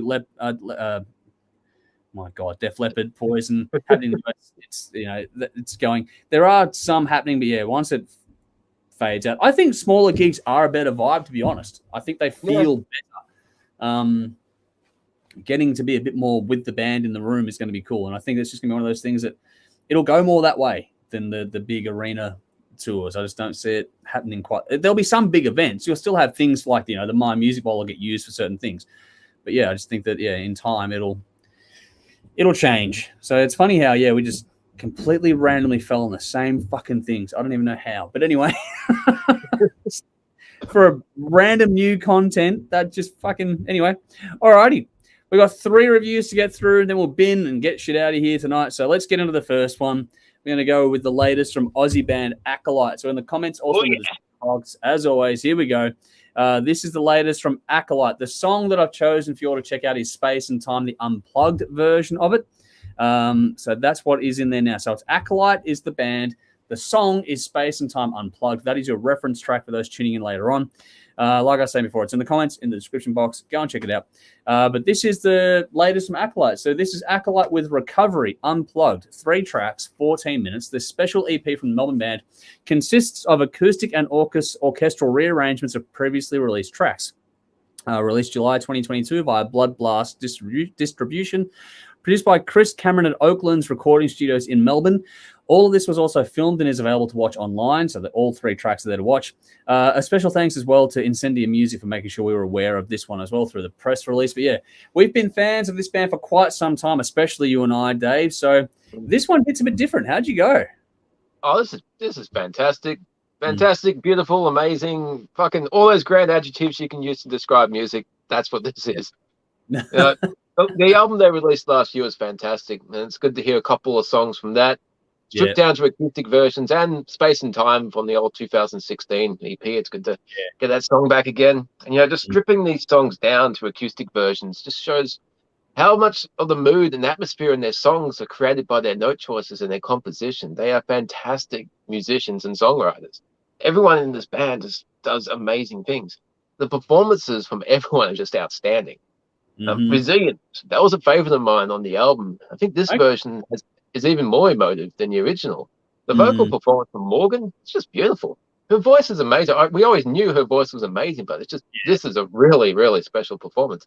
And the lyrics, there's nowhere for her to hide. Exactly. It's just, as you said, there's nowhere to hide. It's just raw emotion, raw singing, raw talent, just all there. And the lyrics of that song, her voice and the singing just conveys that beautifully. Yeah. And that pipe solo with the acoustic guitar underneath, very nice, very well done. That was great. The instrumental track Recovery, that put me in mind. I'm listening to it while I'm at work today. I was on my own, just getting stuff done, got the earplugs in, just like, fuck, that's like Pink Floyd live at Pompeii. Yeah, like that would fit over that imagery. That piano is playing is just haunting. It just creates real thoughtful and reflective mood. Well, that was very cool. That song itself is great, but this version, that's just awesome. Yes. And Space and Time, a little bit shorter than the version on the EP, but once again, the vocals and the lyrics are just fantastic. And the theme of that song really fit in with the theme of their last album, that overall resilience. And I thought that was cool. I can't praise this band enough. This is an excellent job from everyone involved. I'd like to hear more acoustic versions from a lot more of their songs, because I think I'd like to hear just strip everything down and just see what they can do. It'd be cool. Yeah, 9 out of 10, and I can't pick standouts. This is all great. I actually agree in that it's actually kind of hard to pick a standout track because it all flows really well as a complete listen. It's one of those things where you should really take this in as a complete product. Yeah. I think the visuals are great to go with this too. Between this and the Flickertail live in the studio EP we did last week, I'd like to see more bands taking on this kind of live setting. Doesn't have to be to this level, but just taking on the live stuff and utilizing it more, because it ties into the streaming side of things. I think that it's just great content, and it's also nice to hear these songs arranged in a different way and performed in a different way. This has 2 tracks from the 2021 album Entropy, which is fantastic. If you haven't checked it out, please do so. But then also one from the Shades of Black EP from 2016, or mini album, whatever you're going to call it. And one of these was an instrumental, which is a really cool choice. And the way that's why I say, it all needs to be sort of taken in as a complete listen. This is a really brave release from these guys. Usually there's a fair bit going on with their songs, and there's still a bit going on in these songs, don't get me wrong. But like I said before, there's nowhere to hide with songs and soundscapes like this one. If you don't nail this, it can go horribly wrong, but they have absolutely knocked it out of the park. I think this is fantastic. I'm a big fan of this band. So are you, Dave. But the reimagining of these songs is really damn well done. This is built around acoustic arrangements, and they've added in things like flute, clarinet, violins, and cello to sort of flesh things out a bit. That all makes it really warm overall in tone, and that complements Morgan's voice really nicely where it all sits sonically. The organic nature of this is really nice and refreshing to listen to. And like I said, it shows Morgan's vocals in a really different setting and showcases in a different but also more powerful way just how talented she actually is when it comes to delivery of the stories and the songs and the emotion involved in it. The addition of the instrumental was a really good thing because it gave David a chance to shine on the keys or the piano kind of thing, because in the other arrangements, it's not as much space for him to play. But that moment he gets to have his little piano solo in there was a really nice addition. It made me feel like from the outside looking in that the whole band is being equally represented. It gets everyone across the line kind of thing. It's really nice to done. So that's why it's a complete listen, the way it works in. But the on Recovery, that track where that moment where David gets to take it over was just a nice little nod to his work and what they've done over the last few years too. I think all 3 tracks are really well performed by everyone, not just the main band, but also the additional musicians that have come in onto it. And the arrangement works well, and it flows incredibly well. Like from top to bottom, it's 14 minutes, so it just flies by. But I really did enjoy how they chose really good songs for it, but also how they added that 2016 Shades of Black. That was Space and Time. That song that in this setting worked so fucking well. Like if I had to pick one standout track just to have one, that is the one, because just hearing that song from 6 years ago in this way really did give it a whole new lease of life. Like the song is great to begin with, but just having it in this setting just really added something extra special to it, which I just loved how they put it together. If you know this band, they're going to knock it out of the park. They did. But if you like the band and you think you know them, this is a really good way to check out something different from these guys. And it flows on really well from that that live at the Chapel show they did last year. It's like it's a really good addition to their sort of catalog. So you got live on Chapel, you got this one, and the album last year. They've been doing some really good things of late, and so I just hope this keeps pushing them over and over, and they just keep finally getting some recognition that's well and truly deserved and well earned. The extra layers in this go well. Everything is great. The production's good. The overall setting makes this one to check out. It's just a unique thing. If you want to sit down and watch the video, it's great. If you want to listen to it, then just listen to it. Either way, it's going to really, really captivate you from top to bottom. I would love more of this, not only from these guys, but from more bands in general. I think this is a great little idea, and they've done a really good job. Gave it an 8.5 out of 10. It's a complete listen. I think all the tracks. If you have to pick one, then yeah, Space and Time is my absolute standard. But yeah, I could go a lot higher, but it's like 3 tracks. I don't. It's like, okay, but fuck, it's really well done. If you're going to listen to a 3-track EP this year, this is the one to listen to. It's absolutely brilliant. I loved every minute of it. So well done. Hopefully whenever the guys see this, they enjoy the feedback. But yeah, adored it, and adore the guys. They're fantastic people as well. Yeah. So well done all around. We have comments. Where are we going? Cool. Jeff's gone, hey, lads, just joined Patreon. Happy to be a part of the show. Love it. Thank you so much, mate. Really appreciate it. That all helps a lot. Thank you so very, very much. I'll check out all that sort of stuff later. I want to get offline. Conrad says, when do you have me on the show? There is a tier for that kind of stuff. I'll be working it out very, very shortly.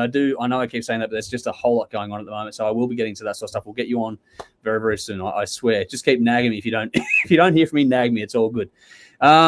Jeff says, when I saw Acolyte live, my jaw was on the floor. Honestly, one of the best bands I've ever seen. Goosebumps. They are that good. Live, they are phenomenal. And then Vinny says, this is an incredible example of an artist and sound that can fill a room. Fucking cracking with a capital F. Well done. But he's gone following that, putting that running joke to bed to be revived on the Christmas show. That's good. There we go. Yes, Christmas. There we go. Conrad says, if anybody's in town on Saturday night, I shall be DJing plenty of classic rock and metal upstairs at Cherry Bar from 11 till 2. Nice. Enjoy. If you want to get to Cherry Bar and go and see Conrad and say hi, go and do so. What do we got here? Back to the song here. Darren says, wow, how aren't these guys huge? Brilliant. You and me would both like to know an answer to that question. They're phenomenally good. And if you get a chance to see them live, do so. And Sally says, I really like it. So floaty and emotive, but there is so much space, and Morgan's voice is right up front. My ear just keeps picking up on her transition into lower tones. In places, it's flat off awkward, just in a few places, but otherwise I really like it. I think that's just the nature of doing it live. And it's a genuine live take, which I actually find it more enjoyable. The little pitchiness is every singer's thing in there. I don't think there's anything in particular with that, but I personally didn't think it took away anything from the listener. I fucking loved it from top to bottom. I didn't notice anything. I thought it was fantastic.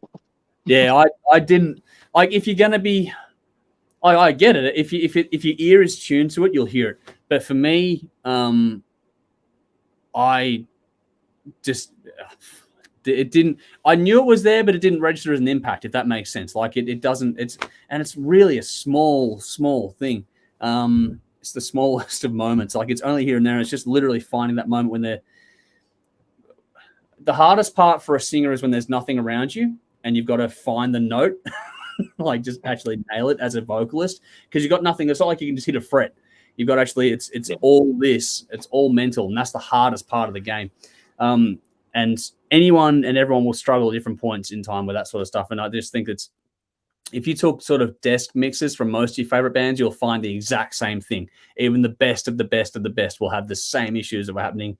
Not that there was any issues. I'm making this sound worse than it is. It's really fucking dumb. Shut up.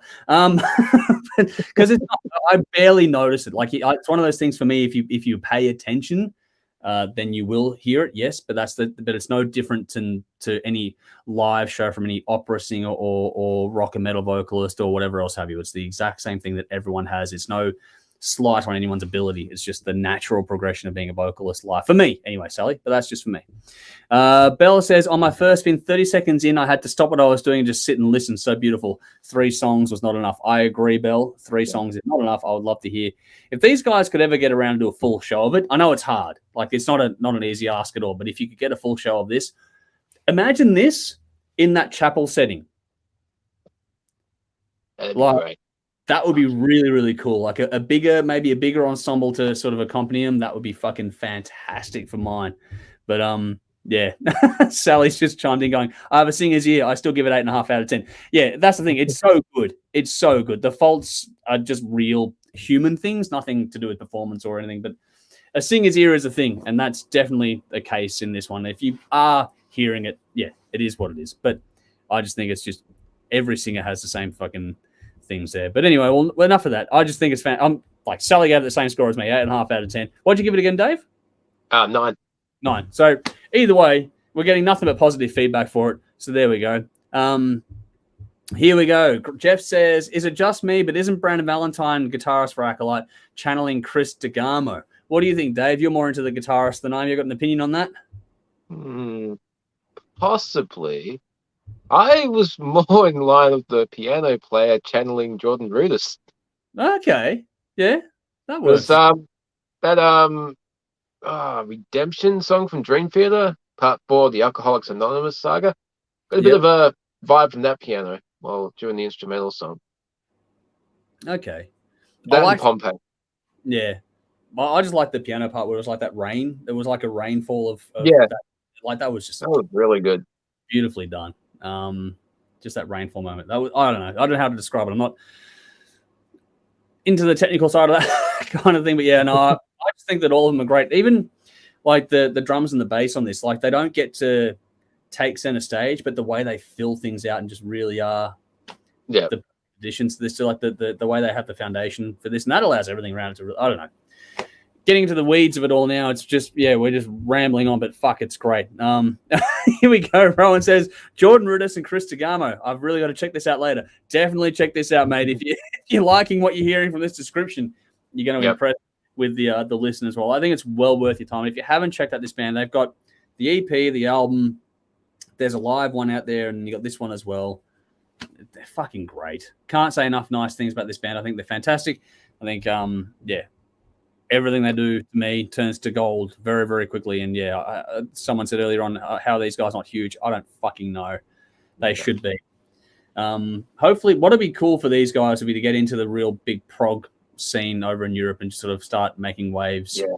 Just digitally online, you can do it, but just getting into that network over there would be wonderful for them. I would like to see them get a little bit more recognition for what they've done over the years. They're well and truly worth it. What would be good on an Avantasia album? Yes. Definitely. I'd like to hear it with Tobias. That'd be cool. Yeah.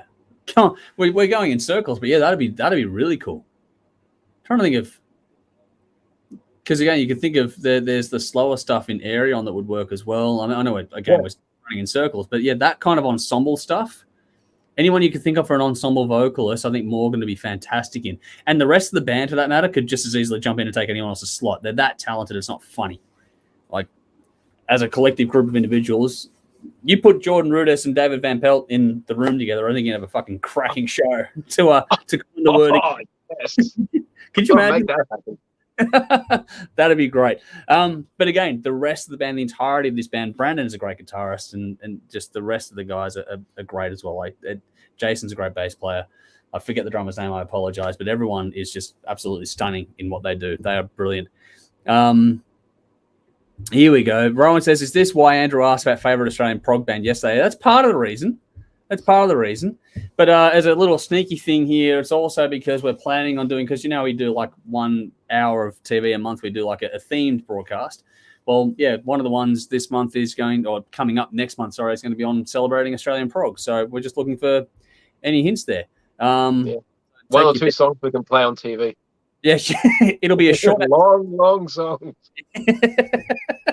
But just we do an hour of TV celebrating Aussie prog. Just thought we'd do that one as well. So between this is as good a segue to that as possible kind of thing. So this band is one of the reasons for thinking about that as an idea, but also just wanting to know what people. So while you're here, if you're checking it out, let us know what your favorite Aussie prog rock or metal bands are, because we'd love to know and just get some inspiration from you all. So always like to take those things in, which, he's enjoying it, saying neat. Yeah, it's a cool idea. We thought it was pretty good too. But Jeff's going, could imagine Acolyte playing Varkin. That would be fantastic. They would hold that fucking crowd so well. Imagine them it's going to sound weird, but imagine them between bands, like all the epic ones, but also bands like Sabaton and what's that? The band you love, Battle Beast. That's it. Battle Beast, yes. bands like that around, like these guys in the middle of those would be like, it'd be the perfect sort of antidote to those sort of bands in that perfect setting. That would just work. I don't know. It'd work really well. It would work really, really well. But anyway, we've waffled on that one for ages, but I hope the band liked the feedback. But yeah, fucking adore the EP. Check it out if you get a chance to. We are going to have to move on, though. We've got another one to get through after this one. So we're going to move on and change gears dramatically to the latest from Shinedown now. So for your reference track, I've chosen the title track, which is Planet Zero. So the band is Shinedown. The song is Planet Zero. In the comments, in the description box, whenever you're checking it out, please go and do so and let us know what you think. But yeah, let's get on to the next review and let us know what you think out there, people, while we're talking our way through this one. This is Shinedown with Planet Zero. 20 tracks for 49 minutes. The seventh studio album from the American band, released July 2022 via Atlantic Records. Produced by bassist Eric Bass, which is fucking weird, but anyway, at Big Animal Studio in South Carolina. 3 singles have been released in this, including Daylight and the title track. This album was intended to be a little more stripped back than the last one and was delayed from its original April release due to delays in things like physical production and wanted everyone to enjoy it digitally and physically at the same time. So, Dave, this is a change of pace for you. How'd you go? Yeah, this was interesting. It was an interesting listen. Now, I've heard the band name. I've never actually listened to them. I couldn't tell you any one of their songs or what style of music they were. Yeah, but yeah, it started off really good. It starts off, as you expect, modern sounding rock songs with some good hooks. I was expecting it to be more towards the modern sound for me, considering this band is from the last 20 years. But, I was pleasantly surprised. It has a lot of influence from classic rock all the way through. So it takes a bit from here, a bit from there. But, you said in the intro that it was a bit of a strip down from previous albums. So I'm not sure how this relates to their previous work. Wouldn't, if you enjoyed this one, I'd probably advise being cautious when approaching Attention. But if you go back to albums like The Sound of Madness or Amaryllis, you'd enjoy those ones. So they sort of start off, because they do a cover of Simple Man way back early on. I forget the name of the album right now, but they do a cover of Simple Man. So they start off in that sort of southern metal kind of thing, and then they sort of evolved into very modern. Now they're sort of gone back a bit more toward their roots a bit on this one. Okay. Seems like they have a lot of influences from a lot of places, which altogether makes some pretty well-rounded musicians. But after a couple of songs, you get the introduction of the spoken word tracks, kind of futuristic narrative and instruction. Now, as you get deep into the album, you start to realize these spoken words become more periodic, and it kind of breaks up the song. So I'm like, okay, this is a concept album of sorts. Yeah. So I wasn't expecting that at all. I'm like, okay, cool, you got my attention, you draw me in, and now you're giving me a concept album. This is really interesting structure. Because a lot of concept albums, you will start off with that type of stuff. You're right there. This hooks you in as being just a normal rock album and then lays the concept album on you. Just like, okay, now you've woken me up. Now you've got my attention. I thought that was great. Yeah, it's great structure to the album. I'm glad they're on separate tracks as well. So if you want, you just get to the rock song, straight to there, you don't have that tacked on at the start of the actual track. Yeah. I thought the spoken word narrative, it was clever how it would contradict what the song was just about. So it had that whole, we're trying to control your mind, but the song is about, freedom or whatever you want to do. Yeah. Not really sure what the story is about. It's either futuristic, like Matrix type planet, or if it's an alien invasion. I'm a bit unclear of that. So we'll continue to listen to this and kind of get it. There's not much written on Wikipedia about this album, so sometimes I have to figure out for myself, which is cool. I like having to discover albums on my own. Adventure. Yeah. I did some bit of research on this band. They've been around for almost 20 years. I always grouped the name, just kind of put them into new metal or modern rock. So I don't know why this band never crossed my path. But this is I'm really, really like this album. Nice. Planet Zero was a cool album. It started off with the heavy distorted riffing. It was modern, but it wasn't overly done. And the vocals were great. I thought they were really, really emotive when they needed to be, or just having fun when he wanted to. It's a good meeting. Like I said, they've got influences from all over. So I got some of the old influences. I got some of the new as well. Yeah. Some of the spoken word stuff, like the track Welcome, has a cool line. Remember to start your day with outrage. Yeah. And the song More Utopian Future, like, please do not seek truth or think critically. Whatever this concept is about, you can relate to it because it kind of goes into the social media era that we're living in today. That's kind of where it ties into things, Dave. They haven't outright expressly. It's to do with how people have responded over the last couple of years. It's an observational story on how people have sort of been reacting over the last couple of years. Yeah. No, I'm not sure, but I'm guessing this would have been at least started to be written during lockdown and when the world was going. Yeah, that makes a lot of sense. It's kind of they're projecting it a few years into the future of a possible outcome of where things could be.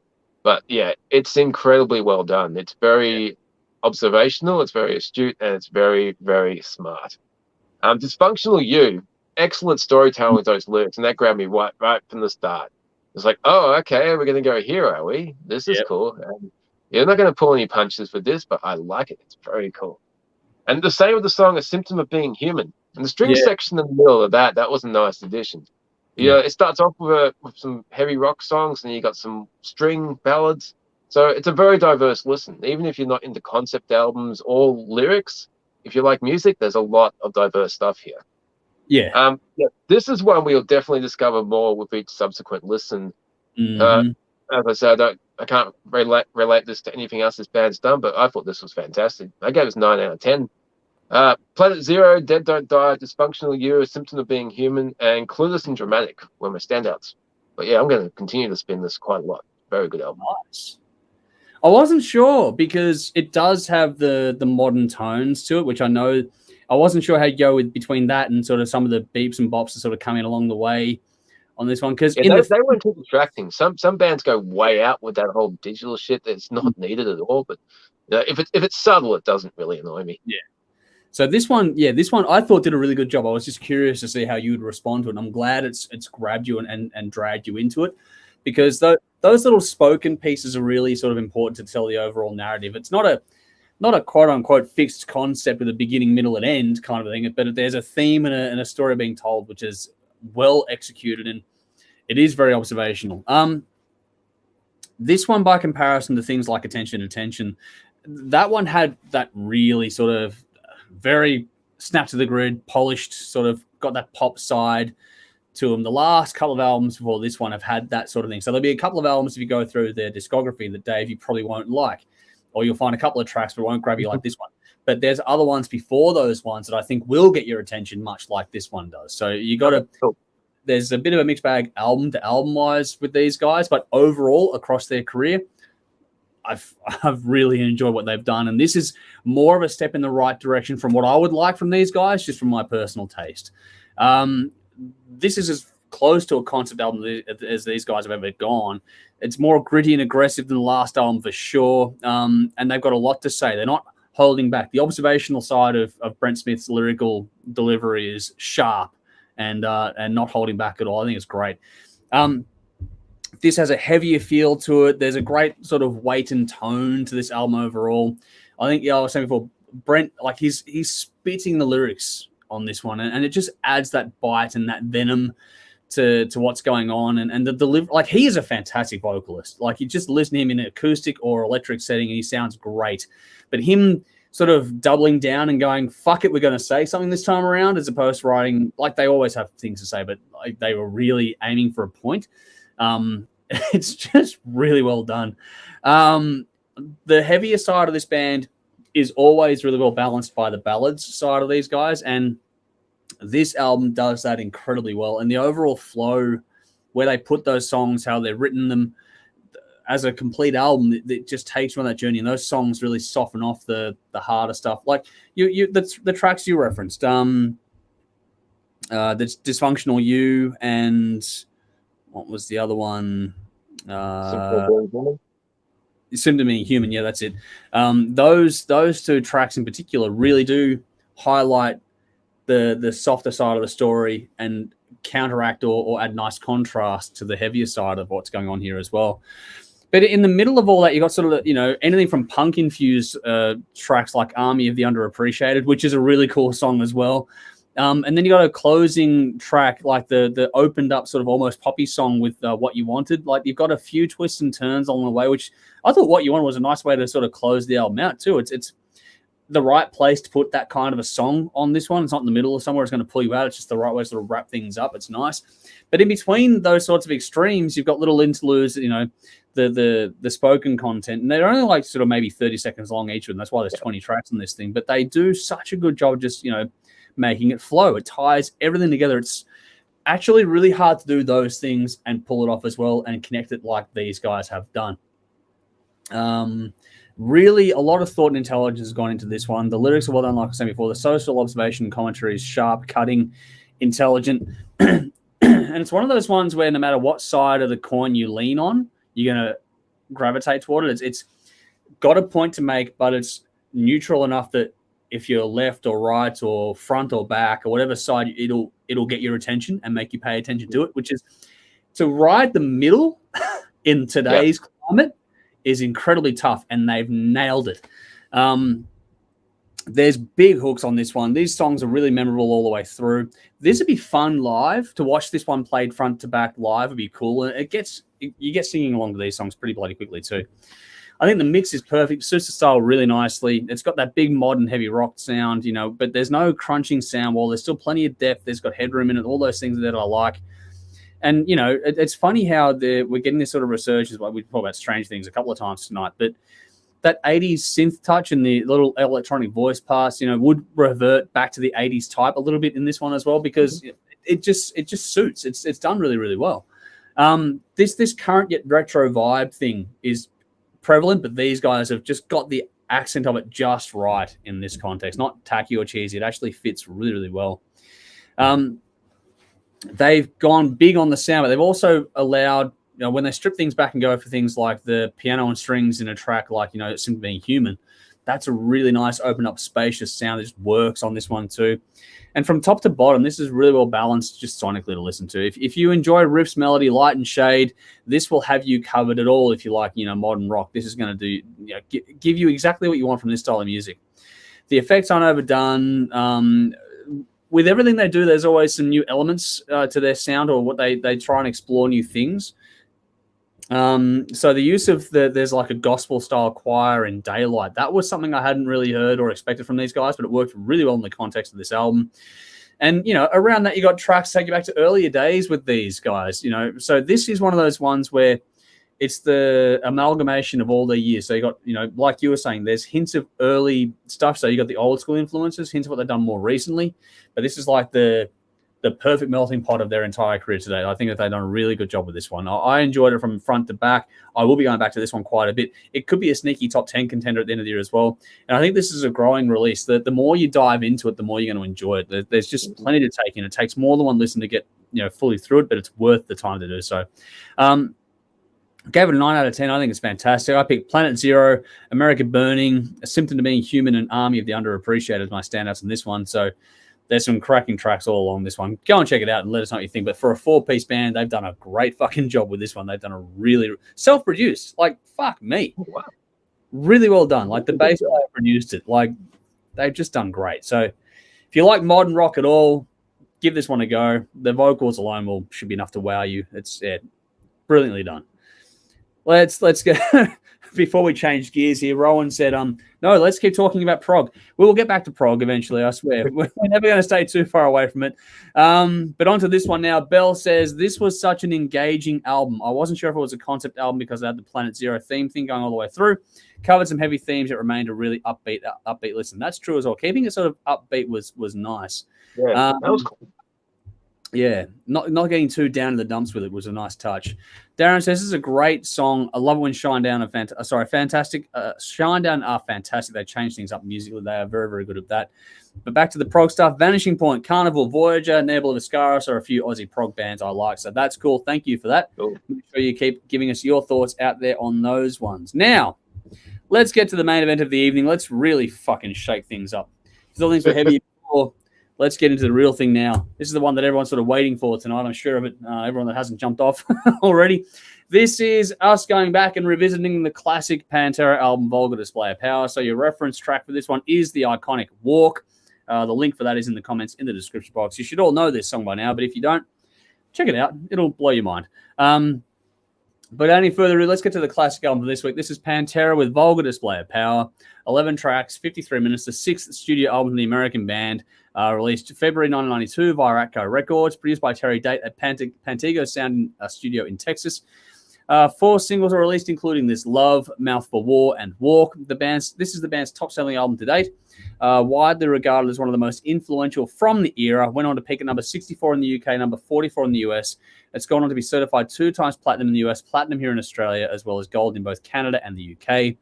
This is this week's Patreon choice classic album, and it's celebrating its 30th anniversary. If you want to get involved in polling on these ones, you know what to do. Sign up to our Patreon page and get on the votes. But Dave, we've been looking forward to this one. How'd you go? What a fucking album, man. This is just a metal classic. Just shook everything up. Mm-hmm. And firstly, what an album cover. Yeah. I mean, what a great idea. Yep. You know, it was impactful back then. I'm sure it was impactful for the guy on the album. But yeah. But these days, it reminds me of that episode of The Simpsons where Homer punches Lenny in the face. Oh, yep. Yeah. First thing tomorrow, I'm going to punch Lenny in the face. All the display of Homer. Fuck yeah. Yeah, this is heavier than Cowboys from Hell. It also manages to have a lot more groove than Cowboys from Hell had as well. So they kind of upped the ante on both, which was fucking brilliant. Yep. It's a step up on all matters, except for the guitars, which for a lot of songs are actually tuned down. So they're heavier than Cowboys from Hell. Yeah. Pantera were capable of so many different things, and this album just fills out different tempos, different moods, different themes. You know, you have the full-on thrashy sounds, and you have some melodic-paced heavy riffing, Walk being a great example, and of course lots of groove. Shifts in tempo and moods within the songs. But fucking, I'm going to nerd out. Dime's fucking guitar solos are amazing. He put a whole new spin on what people had done leading up to that point in terms of approaching guitar solos. He basically took the rule book, ripped it up, and started afresh his own way. Yep. Nobody plays like Dimebag fucking Darrell did. And it wasn't just what he wrote. People can learn to play his songs note for note. No one has his feel. No one will ever be like Dime. Same with the tone. His tone was unique as well. Yeah. And it wasn't just, that's exactly my next note. The tone, it didn't come from his effects and his guitars. It was him. Yeah. You could pick, he's one of those guys that could pick up any guitar and just sound like him. He'd be right up there with Jimi Hendrix and Van Halen. Yep. You know, he changed the way people played. He changed the way people thought about the guitar. Mm-hmm. You know, him and his brother growing up together, obviously they would jam, but you know, they were a complete package. They developed this sound and this style together. Yeah. Being a guitarist, I gravitate towards Dime, but fucking Vinny, his drumming, nobody up until that point was playing like him, and everyone since then was trying to imitate it. The syncopation between those two is fucking faultless. Exactly. It's like one of those telepathic moments where they know what each other's going to do. Just being in a room and just watching these guys jam would have been fantastic. And you see video footage of them just hanging out. It's just they lived and bred music. Yeah. But it's not just the Dime and Vinny show. The fucking lyrics on these songs are amazing, and that comes down to Phil. And Phil's vocals on this are great. They're harsh, but they're coherent. You know, he's one of those vocalists that could actually do it really well. And as strong as the music was, he had to have that vocal style, and he fucking nails it. And his approach to songwriting was different as well. I mean, his use of language and his unique way of phrasing stuff. I mean, just whispering stuff like "Beck in the call, Beck in the call." Yeah. Who writes lyrics like that, and two, who delivers it like that. Whether he's whispering or screaming or singing or whatever texture he's chosen, it just suited the song perfectly. Yeah, Dime was a master of getting everything he wanted out of the guitar. Phil did that with his fucking voice.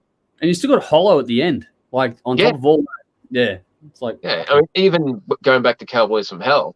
I mean, not so much when they were doing it live, but just some of those falsettos he was hitting in Cemetery Gates. Yeah. But, you know, he's known as a harsh singer, but fuck, the guy could sing. He could really fucking sing. Yeah. And, you know, Walk is probably their most commercial song, along with probably 5 Minutes Alone. But fuck, they were both heavy as hell. And on the charts in the mid-90s, when people were sliding away from metal, you know, you couldn't deny Pantera. You know, they didn't have to change to be accepted. The rest of the world had to change to keep up with them. That's and they just put it. proudly flew the flag of metal. And if Cowboys from Hell got you excited, this album just continued the upward trajectory for this band. And, you know, it's hard to pick standouts on this, and everyone in this band has brought something special. Production is fantastic too. I don't go on about production very much, but I always love the sound on Cowboys from Hell, and this one took it to another level as well. When you've got such unique musicians as what you're doing, you'd have to have someone special to be able to bring that all together. Terry Date did a Great job. Yeah. He does fantastic work. Yeah. But Generally. you said it's the biggest seller, but for me, my first Pantera album was Far Beyond Driven, so that'll be always my favorite because I played the album to death. Yeah. And then I got a copy of Cowboys from Hell not long after. Just Mm. those two albums are kind of worlds apart, but this is the missing link between those two. This Yeah, good band's point. their Yeah. career trajectory all the way back from fucking Metal Magic. Yeah. Yeah. But some people laugh at those albums, but those albums are actually really good. Yeah, and they're important too. They shouldn't be overlooked. They're important. No. Yeah. The whole Pantera story is just up with trajectory until the wheels fell off. So there's that video on YouTube, the rise and fall of Pantera, which is sad to watch towards the end because when Pantera were on, they were fucking untouchable. Yeah. When the wheels started falling off, it was one of the most tragic stories because, fuck, how did it all go so wrong? What could have they been? left some great music. This album is fantastic. 9 out of 10. Here we go. Mouth for War, New Level, Walk, fucking hostile. Fucking hostile. That's so cool. This Love, Rise, and By Demons Be Driven. But fucking Phil's scream at the end of fucking Hostile. That is just fucking brutal. No one has topped that. That is just raw passion. Yeah. That's what this album is. Fucking great. Yeah, I agree. Up until this point from these guys, this was easily the most, consistently punchy, heavy and aggressive album they'd done yet. They would go further than this, but up until this point, this was it. From start to finish, this just grabs you and does not let you go. It lives up to the artwork, which is saying something. Like it lives up to the artwork and the title of the album. Between this and Cowboys from Hell, there's a big step up in the visceral aggression that comes through. Phil has a lot to get off his chest, clearly, and he's not holding back at all. It's funny you mentioned what you found these guys. My first taste of Pantera was this album. I would go to work on a farm. I used to work on a farm many years ago, and the guy who would sort of drive me to and from in that would I didn't have my license then, but he used to put on Walk and This Love and just crank the fucking bejesus out of it. Like it was insanely loud. Driving through the back hills in fucking Sylvan, blaring out, this album. It was something else. It was a life-altering experience, shall we say. It was fucking incredible. And then from there, I went back to Cowboys from Hell a bit after that, but from Cowboys from Hell, I went back to this album and the song "Fucking Hostile." It's funny you mentioned it because when I would run shifts and stuff at the place I was working at the time, not the farm anymore, a different job, but I was at the store I was running. I would put this on open or close, and it would be my perfect one if I'd had a shit day or was having a shit morning. Fucking Hostile made me feel better in like 3 minutes flat. It's just the perfect vent song. So this one to me has a bit of a sentimental touch, if that makes sense. But across the board, the use of groove, tempo, syncopation, like between the two brothers, is fucking amazing on this record. The time changes in things like Walk towards the end, but the snappy drums in No Good, fucking fantastic. Just the use of tempo and time changes was just great. The flow on this album is fantastic. The only soft touch is the end of it with Hollow, but that's a fantastic track. Like, and the end of that song just goes fucking off. Like it's a softer song for a while, and then it just goes that dive bomb with the guitar before it kicked. I was like, fuck, such a good moment on the album. It's one of my favorite songs from these guys. I love the mix. Like you were saying, that the mix on this is fantastic. Terry Dace done a great job. They've captured the raw essence of the band, not done too much to it, just enough layering to sort of keep the rhythm track going there, but nothing you couldn't replicate live kind of thing. It was all a live band playing their shit in the studio, getting it down, mixing it right, and just getting the performance. The most important part of this was the performance. The tones were set.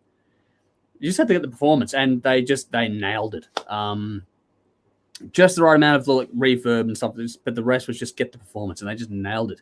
The little touches they did use, like I was saying before about reverb, they just bring just the right hint of sort of drama and impact to certain songs, just in the right moment. So what they did do in the studio wasn't much, but it was used perfectly. like just to bring the right accent to things. It's fucking the lead work. My God, what are you going to talk about the lead work? I mean, it's fucking Dimebag. Jesus Christ. But fuck, just phenomenal. I am forever grateful. We talked about it earlier on tonight, but forever grateful I got to see this band live. Like to see some of these songs, not all of them, but some of these songs played live, to feel the room, to feel the energy, and to see Dime and Vinny play them. I'll never forget that. It was fucking perfect, and I was deaf afterward for fucking ages. So these guys, Pantera and Motorhead, the two loudest bands I've ever seen in my life. I just think from top to bottom, this is all about intensity, lyrically, riff-wise, drumming-wise, the bass, all of it. It's just intense all the way from top to bottom. And this just oozes attitude. Like the regular people, the way like Phil is just giving it to everyone, just goes, "You ain't got the balls, son." Like he's fucking so southern and so full on. It's just so good. They just had swagger. They had a big set of balls. They were swinging them everywhere, and they go and get the fuck out of the way. Not a lot of tricks in this one. Just hit after hit, like impact. It's just the aggression is great. The story told in the track "Hollow" is as close to the perfect somber sort of touch toward the end, but like just like I said before, when that dive bomb kicks in and she's like, fuck, okay, like, but the storytelling, for all this sort of talk of aggression and intensity, the storytelling is bang on. Like the lyrical craft is really important and makes these songs leap out even further. This is an all-time great metal album. If you haven't heard this one, unfuck that and listen to it. The vibe on this, the visceral feel of it is fantastic. I think it's great. Look, for me, and I've said this before, we did a Pantera special a couple of years ago, that Cowboys from Hell is probably my all-time favorite from these guys, just because I would literally bounce off the walls listening to that album. But this one is just about the same. Like it's fucking that much apart kind of thing. If you tossed a coin and gave me either one, I'd be happy. It's not a case of I want one more than the other one. There's just one that speaks me personally more. But this is a fantastic album. 9 out of 10. Walk by Demons Be Driven. I fucking love that song too. My God. But also fucking Hostile. I can't not listen to it. But yeah, if you want. But there are so many more. Like Mouth for War, Hollow, This Love.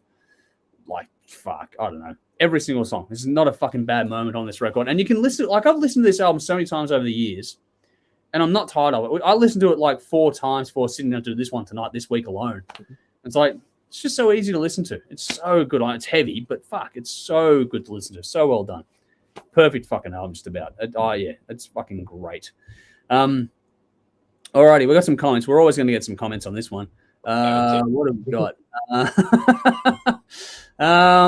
All right, yeah. Vinny says, "Bloody hell, you could run through brick walls on the back of listening to this album." Nearly did so. Yeah, the Cowboys Mel used to put me through the plaster walls. This one was meant. Actually, yeah, that's good. Cowboys from Hell for plaster walls. This album for brick walls. You want to run through a wall? That's how you define it. David's joined us saying, "G'day, all. Good to see you, buddy. Hopefully you're keeping well. Thanks for joining us tonight." Jeff says, "My claim to fame is my old band recorded its EP in the same studio as Neighbor Liviscaris." Wow, okay, that's cool. Oh, I want to hear that story sometime. I'd love to get you and get you to tell us that story. Vinny says, "Disturbed often mention and pay homage to Pantera. I'm not surprised at all." And the Abbott brothers were just fucking wonderful people from all reports too. Yeah.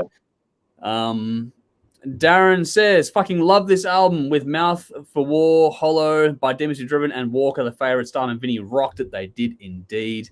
Here we go. Jeff says, "Far Beyond Driven was, in my opinion, their peak." Wow, there we go. Cool. Get some different feedback on this one.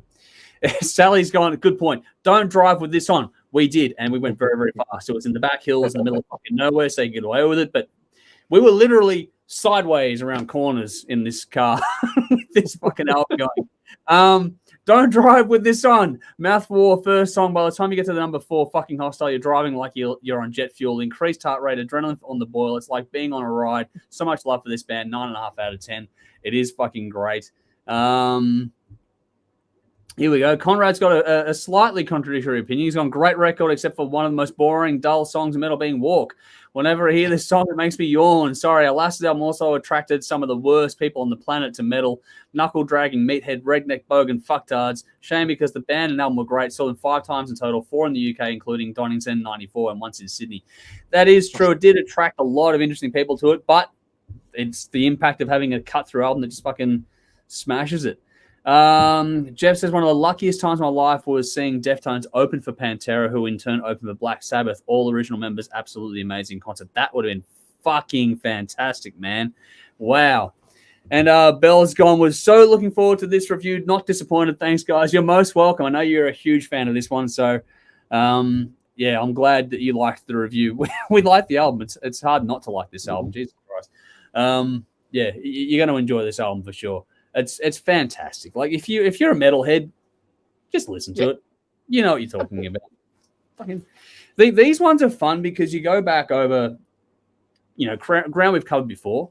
But it's just worth it because you get to, because we listen to somewhere near the 400 albums a year kind of mark for us. So there's not a lot of time to go back and just, I don't know about you, but for me, because of all the editing of that, it's hard to sit down and go back over old albums that I just love to death because I don't get enough. Yeah. So when we get these ones and it's like one that I love, it's like, this is cool. I'm in my happy place now. I get to go back and just spend some time over a week with an album I absolutely adore. It's one of those ones. Like, it is just one of those ones. An album like this that you grew up listening to, it takes you back to the first time you heard it and various other points in your life where you've been listening to it. So it's always good to revisit the classics. That's fantastic. Vinny says, from memory, Phil and his band were banned from playing in New Zealand due to some past reference to Nazism. I thought it was just Phil being Phil. Yeah, there's some interesting things come out over the years. Not going to dive too deep into that sort of stuff. It's one of those ones where we have a little test.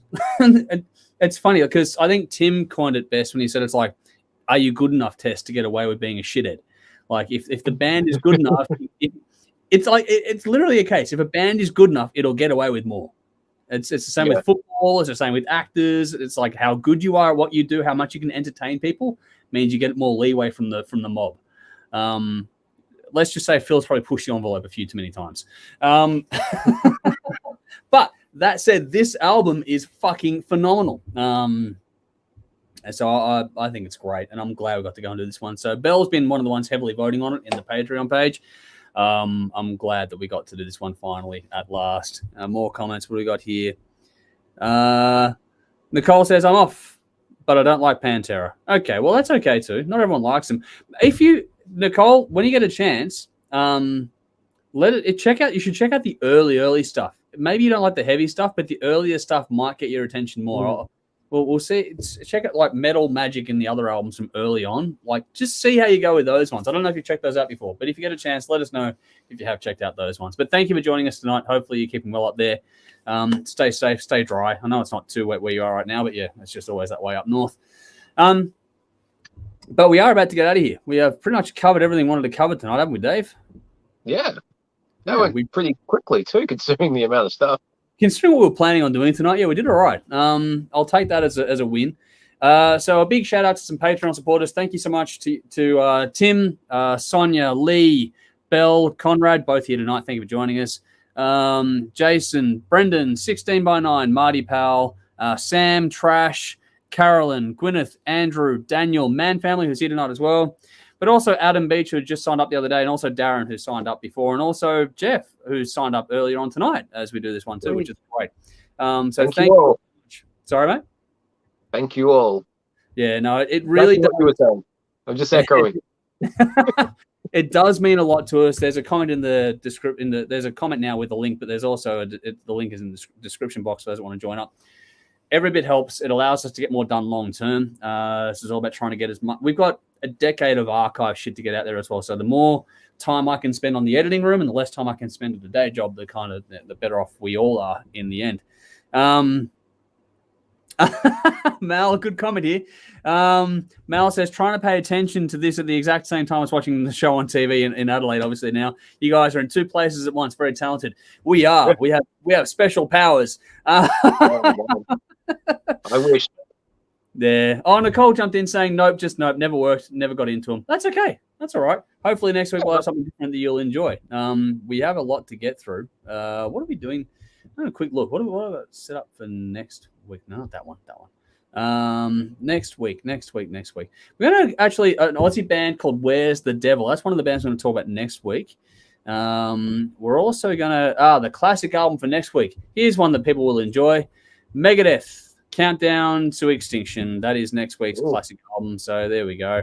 That'll hopefully get a few more. We're going from fucking one to the other right now. So Megadeth, Countdown to Extinction next week. That's the classic album. So we'll have that coming up for you. Same time and place, Thursday night next week.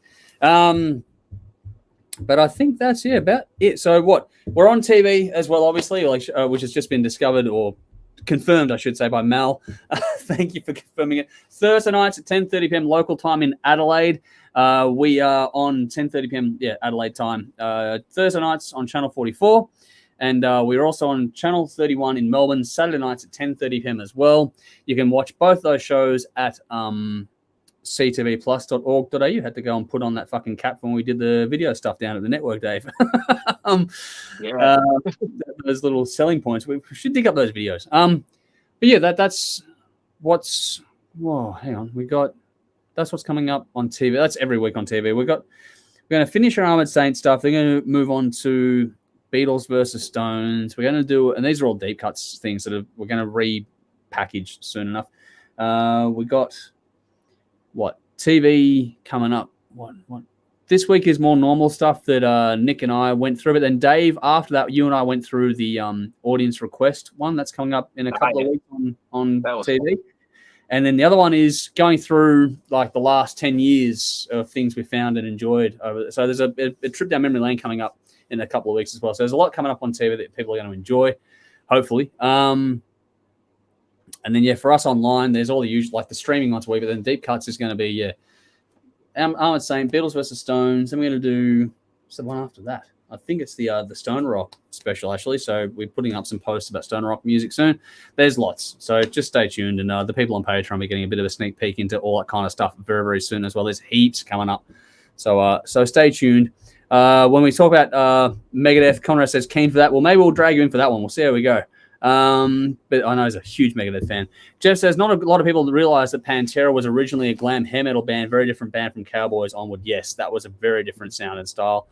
But Nicole is giving us the horns for what's coming up, which is good to see. Hopefully people are going to enjoy the shows coming up. And Darren says, great show again, guys. Have a great weekend. We will, and hopefully you do as well. Thank you for the kind words. Thank you for sticking with us for another show tonight. We're back again with a lot more very, very soon. But before we get out of here, we have to go to the time-honored tradition now of going to the bin. So, Dave, what are you putting in the bin this week? Yeah, as mentioned at the start, not much has been happening this week. So I'm simply going to go with just fucking winter. I want to hibernate and just get this time out of the way. I'm looking forward to Cobra Kai, which is the 9th of September. There's albums coming out in September. That's getting better. And then October, we've got Halloween. Halloween's on a Monday, which sucks, but next day it's public holiday, Melbourne Cup Day. So there's a lot to look forward to. Let's just get over the fucking winter, get rid of the dark, and get in the summer so we can start having barbecues and beers and hot days and blue sky and parties and music and all that good stuff. So, yeah, this time of year, just in the bin. Stella's depressing and nothing happens. It's very much a self-imposed lockdown vibe, isn't it? It really is. Yeah. I did reference this near the top of the show. I'm going to bin something very niche to me. Jeff, you may appreciate this if you're still watching. I'm putting Johnny Gaudreau in the bin. Now, this is an ice hockey reference, sort of playing along. It's not. I don't care if a player wants to leave a team. That's fine. I'm good with people leaving teams. That's just the way it works in professional sports. What I don't like is when a player fucks over the team when they go. It was clear he was never going to re-sign with the Flames. That's okay. If you want to go, that's okay, go. And I'm glad he's gone now after what's come out. But the way you do it matters. So if you leave, if you work with the team to sort of, make it sort of at least reasonable for both parties, then okay, cool. But if you just leverage the team to get the best deal you can, then you don't even take the best deal you can. But the team that you leave, if you just let them know they could have changed things like their draft strategy or free agency strategy, and then you leave in such a way that just stops them from doing those things and making the best out of a bad situation, fuck off. You don't have to fuck over the team when you go. Like, if you want to leave, that's okay. But you don't have to just burn the bridge on the way out. So, yeah, Johnny Gaudreau in the bin. And it sucks because the same daughter who likes Five Finger Death Punch, she likes the ice hockey as well. And she's got Johnny Gaudreau's name on a jersey she's got. So it's like, for fuck's sake. The one player she was like, no, don't go. That's the one that left. No, I don't care if you go. Just fucking not that way. Don't fuck over the team on the way out. That's just bullshit. But anyway, yeah, Jeff is here. He's going, I'm here. He shouldn't have done what he did. No class. Yeah, it was really, really bad. It's a bad look. To let the team know like 1 hour before free agency, no good. No good. Dave's sitting there going, what the fuck are you talking about? I get the idea, and yeah, it's a pretty shitty thing to do. Yeah, don't do that. Here we go. But Darren says, I love the dark. There we go. Connor says, yes, he'd be up for the Megadeth thing, so we'll get talking. Sally says, I'm hating this winter, so bitey and harsh. In the bin. This winter is cold. I will pay that. I don't feel it that much, but I do acknowledge it. Like I do understand where people are coming from. Vinny says, fucking cold mornings. I'm over it. To follow on from the conversation we ended with last week, waking up in the morning to take a piss in near sub-zero temperatures. That's not comfortable. Yeah, not good. Especially with the cold toilet seat out there for those that are playing along. And Man Family saying, catch you next episode. Yes, thank you for joining us tonight, and hopefully you had a great one. Yes, Jeff, this is true. You Aussies don't know cold, lol. I've been in Germany for winter. I know what cold is over there, so I've experienced much, much colder than this. Walking around in -9 is great fun for the Fuck that. For the Weihnachtsmarkt in Germany. It's a lot of fun. But you get Glühwein, man. You get Glühwein. Glühwein's fucking brilliant. Yeah, I know, Jeff. Try -55 with the wind chill. I haven't experienced that, but I've got more than a few people I know. Thinking about it. Shivers, man. But anyway, I think that'll do us, won't it? I think we're about to get out of here, eh, Dave? Yeah, got to warm up. Yeah, well, we got one more thing to do after this too, so we'll do that quickly and then we'll get out of here. But we'll see you all again very, very soon. We'll be back again, same time, place next week. Thank you all so much for joining us. We do appreciate you taking the time, whether it's live now with us in the comments or just later on whether you're watching online or listening to the audio. Thank you for taking the time. Hopefully you've enjoyed the show. But we'll see you all again very, very soon. Until next time around, though, I'm Andrew. I'm Dave. As always, drink up and rock on.